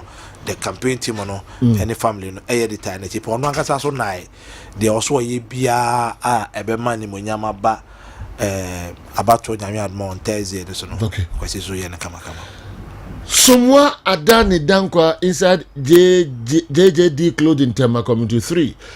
Good afternoon, boss. This young Kumasi Asante Kotoko team has a bright future. Their level of play and talent should give we the fans some hope. Okay, they just lack experience, which will come as they play more matches. Even a player like Somwa, who came straight from the Colts team, impressed me together with Baba Yaya, the former King Faisal player. We as Antiquarian fans must have some patience for the players. And to our coach, rebuilding doesn't mean we shouldn't win matches. Doctor should keep his eyes on the road and make the right selection and stop the matry selection. Okay. Na aba enso eno na ede na kwame na no beto sa nkomo yi enso emu. Fagudaru General, what got to go with in free horn man sana be as a brebe mama national issues. I think that absolutely no doubt Kotoko is struggling. 3 games, 2 points out of possible 9. And those 3 games, and it's not like a move 2 year away and a 1 year home. But then a move 2 year home and a 1 and a year away. So it tells you straight up, say Kotoko is in dire or difficult times. I'm not discussion is rebuild. Some people feel that the current situation at Kotoko no rebuilding. They disagree. Others also feel that indeed Kotoko is doing rebuilding. I belong to those who think that near Koso Kotoko no a rebuilding and I'm a may assure that in Kotoko recent history, baby, I'm for the money to no mujitum pie Hebed Mensa time in 1999. Now I'm for the Brigitum say that one was an absolute rebuilding because Oba and then name to the extent that raising a team for the first league game against Ebushuado Abskrano was not possible. But what people haven't forgotten is that the 1998 season before Herbert Mensah came, Kotoko placed second to House of Oak, I think 4 points, and then they separated the 2 teams. And we know the free Honoma. Herbert team, no, a good number of them retained. Yes, not salaries was a problem, but recent situation too, same thing. Players went some 5 months without salary. So we share on last game and I know Kotokobo year. Out of 11 players on the pitch, 4 of them and a free Honoma. Unyam free home. I mean, for message win Kevin free home. Rebuilding for any we played well for. How far now? Kumasi Santiago's team isn't in good shape at all. Basic errors here and there. What an abysmal performance! Poor selection from Ogum. Poor selection from Ogum. Many people, including Kumasi Santiago Company 4, are quiet because it's Ogum on the touchline. The story would have been different if it were to be someone else. We the supporters need to constructively criticize the team and get them on their toes. Yet they rebuilding, and we played well, sir. Now you're co-relegation. As I always say, a poor start of the season can ruin your whole season. Asante Kotoko must set up Sikapa Methodist Hospital Buraso the Yaba. That the rebuilding. A second half your boss rebuilding. Oh na bobo nefe. You lose 3 points. Oh your bobo ba. Me a prayer 1 point Kumasi. You never buy a hosono. na Kotoko ewo relegation. Kotoko say Mediema eko win your game na omko win omo outstanding na Kotoko na ba top bottom of the table. Enye nim go say mo the rebuilding na e bo na be fe be ba sa e be huna 34 matches na boy we. General capacity statement no they me fair empire constructive criticism. Constructive criticism. Okay. Senko yi say you expect fans to talk, to put them on their toes, which I agree. Say Oma pressure and city up here. Now no dan lad at the end of no park no so. A treasure or tikotoko traditional say yes. If you want to be extremely professional, because say give you boy and you boy nama. So we need the oil on 2 occasions. That boy am say no bo right full back. Akwani nya knock nensa ni shoulder. Enti no ntumi swinging insani. Oto for ma you kind of two for ma no da ho. Na the ladder running fi pon no be page so nkobo. O page na no asiso no oko. For the first second time am say so when him say page na be ko dey na da ho at the time Kotoko was down, Kotoko needed a goal. So some of these pressure are necessary to let players and Obi involved who say Kotoko can't wait. Notwithstanding the fact that the rebuilding, Obi expected said there will be results. Near whom say there is an improvement. Because when there is a process and processing, we don't see progress in the process, then people will lose confidence in the process. Okay. So I agree with him there. So clearly, and Crawford talking about Babaya as we hear better playing time. Lamptey. Unfortunately for the coach, sometimes if you are part of the team, Obita Babaya, the Obita Makaso, any team now training and but for Lamptey, is coming from injury. Mema GM said Sheriff, person he was in Kotoko Inafano. He should be playing, he should be starting for the team. So more poor selection, in a way you will also agree with them. Sometimes coaches, would find new players, especially before youth near the bar. What did they training grounds are a good number of players can sometimes disappoint you because players be training well at the training grounds. Oba Park and so something different. The boy no number 3 no. Who team say confidence a cry a problem. Number 3 our offer ball space be breed than him. Ujira no boys him. Okay. As a Chinese say, the confidence is something questionable. So clearly, Kotoko can't wait till the be a 5th week. Heart of Accra Lions game, they are extremely difficult game for them because Accra Lions is one of the best teams now, especially in Accra. We are now about Kumasi Adriana. So an interesting season. I disagree with legend Joe Debra. I don't think Kumasi Asante Kotoko is bigger than Real Madrid and Manchester United. But the one way or the other, by one way or the other, do rebuilding when there is. If you all agree that Asante Kotoko team was bad last season, then if you don't do rebuilding this year, then what can we do? Tactical Orlando. Also the Abba no. Obako asemfo for biso ana se Kotoko. Okay, na ya share other areas. All right. Gadgesburg so had to full concern kakra. Ewa ha. Nana my most maka krebie na as yes, other stories yes, last Saturday, National Circus Council, Congress, or Kotoko Secretariat. Now, and never BCC or Hokakra. And they had the statement about on Tia, can't want some. Said the kind and never be a C. You to say entry on the part of our national chairman, Dr. Christopher Damenya. In the course of the meeting, Abraham no our man the speech, Mr. Slomo Fosuare, a passive comment, Anya the Dema and some more to ensure a course low direction. And say immediately after that, a Drew's level. Yeah, he realized you on a co-direction. A course direction. Sana me why the tunes you boy? A co-direction. Christopher Damenya. When he was addressing Congress away in the speech, Okay. I say high table saying members the opposite side. Okay. The absolutely the opposite. And to your comment, or Kasa na or Mokasa feature and at the point or Kati the chairman cannot boa. Solo the cancer. Yeah, until my provoke chairman no my swan is in no tam true. echo solo direction. Wow. I say anti e de pinche solo so na yi na nim so on ne bepre anti oh this is not healthy healthy soon after that I mean he realized that as a leader he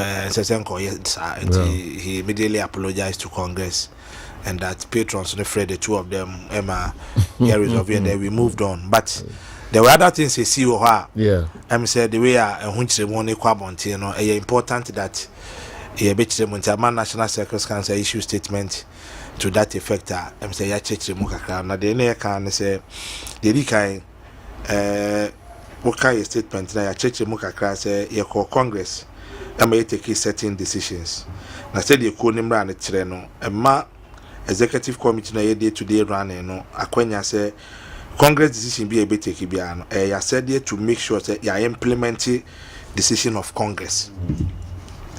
The lady kind say Congress akodia to see a constitution here power constitutional review committee nipa nson 2020 work for idea among the be 2 years a year review review no make say cover every member of the NCC being supporters regional meetings your past chairman patrons no nyina nyankita we dem obi make input the committee no fine tuning no the bread Congress will tackle the last December the PowerPoint presentation from article 1 to the last article it will reach the Congress may changes Emma you Congress edge to more say this is the new constitution I am fine juma na and take effect from 1st April and what we decided and say because ya to my way there but I say ma will be a proofreading my word there no and here we are near the home crata bar last Saturday meeting but you know be someone into na yes am fa constitution in consamra na hona na ye normal nya say once Congress has taken the decision you know it is up to us to implement so the new constitution is here original for say won't here there are another amendment clauses wo more areas are be all for someone the reason is that a call we proofreading no or say sanko committee no and they say no committee ni committee of Congress ne power omo wi omo adwuma de omo final report abre Congress Congress ada omo say na there was no need by no be pinche mum but the other one team no I know the here team no struggle yes na munyai san tokwa ni ye ne wan Joe the next one crowd no plan SIS3 yet to Obama chairman Christopher Damenya 23 November 2019 we spiritually Emwa boys it's true I'm telling you it's true etipe ko nimra no ebeka 3 months ama ene swear in 28 December 2019 ekonimra no ebeka 3 months ama ne time aso a yemfa about to hye foforo emra yeba meeting no ye presentation we na yenuanom so members ni be raise concerns say Christopher yeto no so about 19th October and that 30th September na ye Congress na kan 19 days na the time aso nti oni hu kwan say or the elections modalities and a roadmap and the can in for me interim. And we told them that you know when the man was wrong information no. Anya you cross Solomon for so around the come on because he ebewa oh yeah no can be trying to catch on say yeah distance emwa kotokoni here is he say oba Congress circles more na unya is ya na make say jo oba Congress no wanya adwene bi say chairman notice na kan 19 days so say 3 months na yes adent onye enti empam ne info before from ra you are creating confusion meanwhile sad date no a odi akoma nkrofo odi ahye omutrim mabopo so mo be disable Congress na you wrong ye to aban so many pan 23rd and the can say about to share the bar Congress no ye di ko ni mra so in conformity with the ko ni share it best supporters no ye nyina yen kan homom 3 matches a ya bon 9 points a problem. And these are the things that we need to do. Okay. And the best say, wow, maybe out in chain. And now those that they were misled, you know, these were the facts of which you say when eventually Congress beji to say 23rd na Canada na no clear. The best say, mumi na enkan homom. Na yenhwema kotoko ntimi nkɔ nanim sebi de ye na na kotoko nti ene ene sa nti jo ma me na say mom Francis nkran shops in nkrofo bi so mo hwe me amani agye okay enti me chia mo pa ene akwanya odi ama me ama Francis ne me dofo Eva okay mo ti NKD Eva me hu ka for your friend ajo Eva okay o ti NKD Enterprise asabi o hwe ni kunu okay na manfo ina go twesi anti me wevu mo wie na me ti on ma kuma sida on dey on pebble but kotoko bobo na ni di akire me dan say kwasida na ofrefre me na matika na yeti no timi ko didi wife okay se me bia na japade ho na koma so se me na japade me ni ho a se macho e je kwa no ma me ni bi na je ja aduro no ide aduro be mo akọ man bi fa ono na ne dia ono abedi dance ya se ya ma brewa Uchi chedu. We have a sika. Star 256 star 2 hash. Minchedro with Jessica. At the enter my final.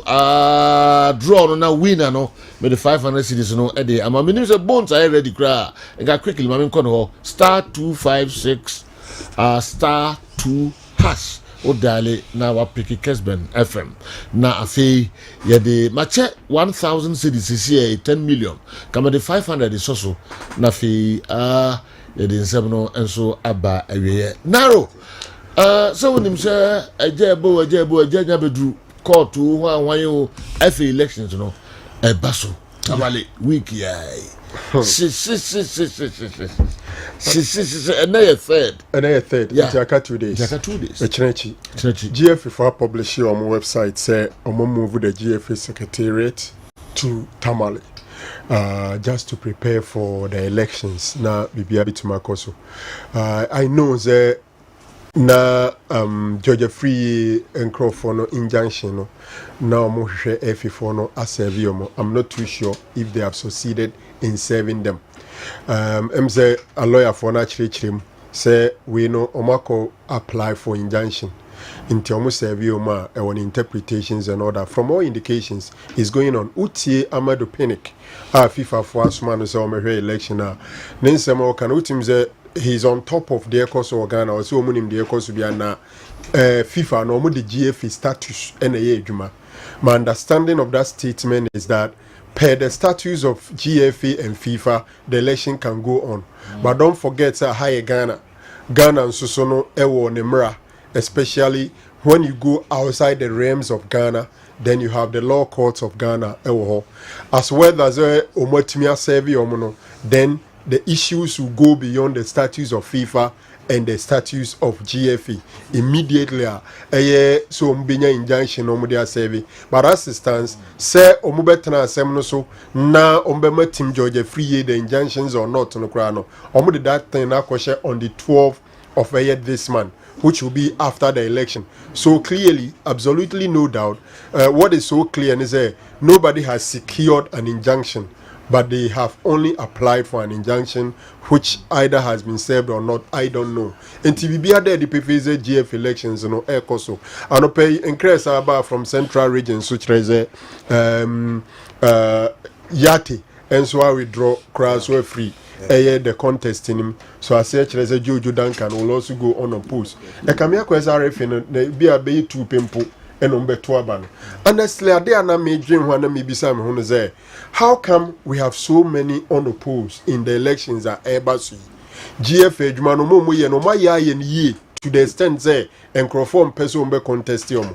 Our own Kotoro is going on opposed. There are several other regional chairmen or Moko on opposed.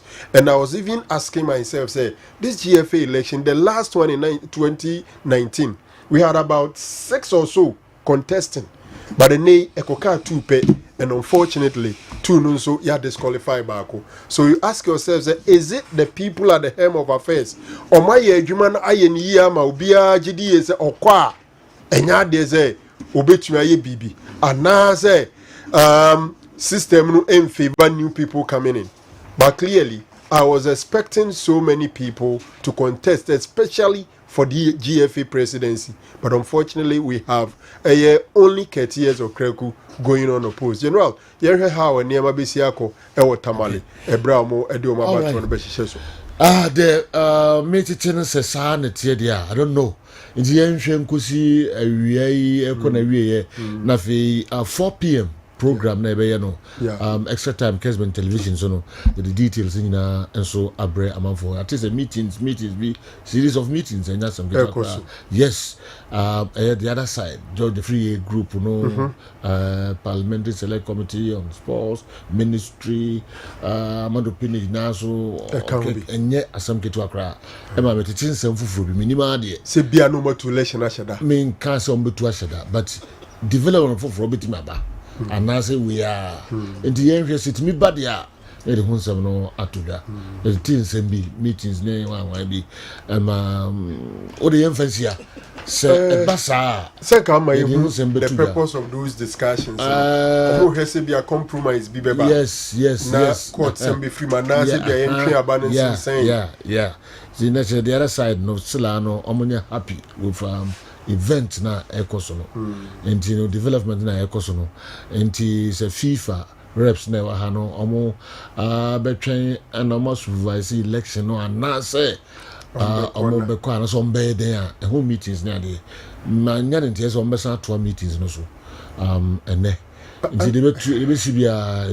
honestly I'll be happy if the minister is indeed involved because you can football no but the minister is more or less the father of all of them until say BBC ikoswa I'm sure he should be involved no more tries there but in all these regulations are very important you should make sure you don't set any bad precedents in trying to negotiate issues of this nature. And I'm also happy that at least the FIFA rep it is the ideal time to have some of these discussions. Also, there were a group of demonstrations. Sure. Na ebia omonso de omo anu disema koma GFE any minister no. All these things in nature say a good number of people are also not happy with the current development. Until let's see how things yes. Because there are some people who have also thought say demonstration then the beko akwesi because GFE na nkasa kra we sign a day resolution and was makoda court no so we need locus na odi asem no bre wono ankasa obey anything then probably be a but I'm happy there's some kind of roundtable discussions and confront but I think in all these reference must be made to statutes and regulations. Enti me dame ho kakra aba na makoche 500 cities no CCI na fi yehu de beka ho ama for 500 cities enye ska kitu akra star 256 star 2 hash Bunyeska Kessben FM. Impamcho me call Bones quickly na akoye final draw no na yenya winner no. Hello Bones. Sir mo ko ba cash room na ngasa ni hana sika kukuo ni na esi ayeche na say nka ubetumi ache be 1000 crowd because kana dosun and say ba cho ubetumi ache 1000 any me 1000 cities here. Let me 1000 and then say 2 lucky winners 500 Ghana cedis each. Make 10 million ababa bi adwa ewo wan until 10 million da. All right, if I just say unyan try what you try star 256 star na fe odi 2 na hash once why enter na you call 2 lucky winners 500 Ghana cedis each 3 2 1 Echo because it going Sikapudo na nkasa pacho 0599 885 pacho 500 Ghana cedis o check your phone so abun say ababa be toso kama e wo hono mo injuso wetu ya join here star 256 star 2 hash coupons no the opposite o tono 5 Ghana cedis per coupon yen call the next winner na so na yen draw the next one no yen fama mo sisi a ti wa cho say unyan join ya enter star 256 star na fe 2 hash select Kessben FM Kumasi and option 1 Kessben FM Kumasi but me enter 2 and I said 3 4 coupons do opposite to be 5 Ghana cedis per na yen ko enim yen che 5 Ghana cedis 500 Ghana cedis vanka ho o the 5 Ghana cedis ever 500 Ghana cedis say the next 500 Ghana cedis yen ko enim 0240 771 star. Tibacho wa number no. Sika number of phone so dada. Enya afa ni ebe send. Okay. So no neda. So you say passport no and 1,000 Ghana cedis a oma kwan say san fan chen. Enka 1,000 ye din kan ache no no. Eno na e dia ma tie for no. Ye be from oma omo di adanse say sika number. Na sika no so go mu sika so. Tibacho say also person we enjoy bia. There be another midfield action. Sergio Laka or 2,000 every day for 4 lucky winners. A star 256 star. Now if you want 2, now I select a hash.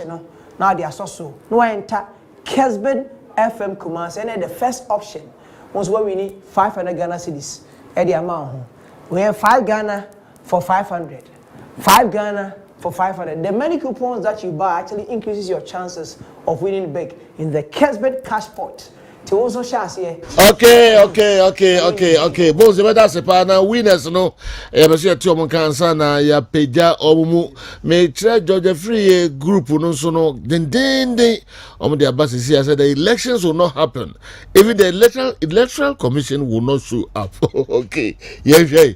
Na enya sem kitu akra minima de kuntia omo hu am the way no so eba abonten. Na mo amoto akrade no star 256 star 2 hash no. Mickey, who say drew here no one pick one. One. Oh yeah, we are. What start is okay? Star 256 star 2 hash now. Yeah. Now call out coach to Kessben FM now. Umebisa se coupon send out to one coupon bia 5 Ghana cedis. Okay. In two draw na say tough abu ha o ka say 5 cedis in it no. Coupon send out to no atro 5. Ebe 225. Ebe 225. Ndi utro 1. 1. So 1 na auto no atro 1. 2 na auto no atro 2. Auto 10 na no atro no 5 cedis. Simple. Okay. Our culture say enter number of tickets or put you into bracket. Each ticket is 5 cedis. Okay, so what change him? And it's a control 5 they are not top 5 tickets. Before commercials are crabia bass winners no. Memo makasa kakra. Ano me kwaba. Yo big one line bia na. Joe. Sani etie no won say abatu ne ho nsensem a minua na kwam di tu dwai nsensem mebri nanso nam say enipa ba akwi wa hwe MPP kura say nyina ko ba ko so ne di akire enso ade die ba yi kene Japan peja ne ho alanka sha peja ne ho ba umia peja ne sana seconds so enema peja ne ho ntini nyina say bese empenifo no mo ka bi ewu mu no patrons ene ehemfo no say yes omo meja no ne yenhwe na yensiesi for the interest of Kotoko na Kotoko no mugu na me ne ya me de say etitafo no sabi yeti e ho ase me fa commercials kakra bia ba meba winner no so me fa commercials kakra say winner no Tony your first maintain the voice kakra. Hello, good afternoon. Sir John. Awuzu mo ni nye adai. Sir John, Swedroton, Central Region. Who Aguna Swedro? Swedroton, Central Region. Manya 500. Manya 500, Sir John. How to say? Oh, me to 40 cities. Oh, when 500. Mpatenyo. Oh, okay. That's a pa. That's another. Swedro asembe so. Munya ba ko ha sike. Enko yemma fa nko. Okay, that's it. Oh, we need from Aguna Swedro. Yeah, but see, I near pay other winner. Yeah. When there's nowhere to go, relax. But if you have to step out for work or play, go for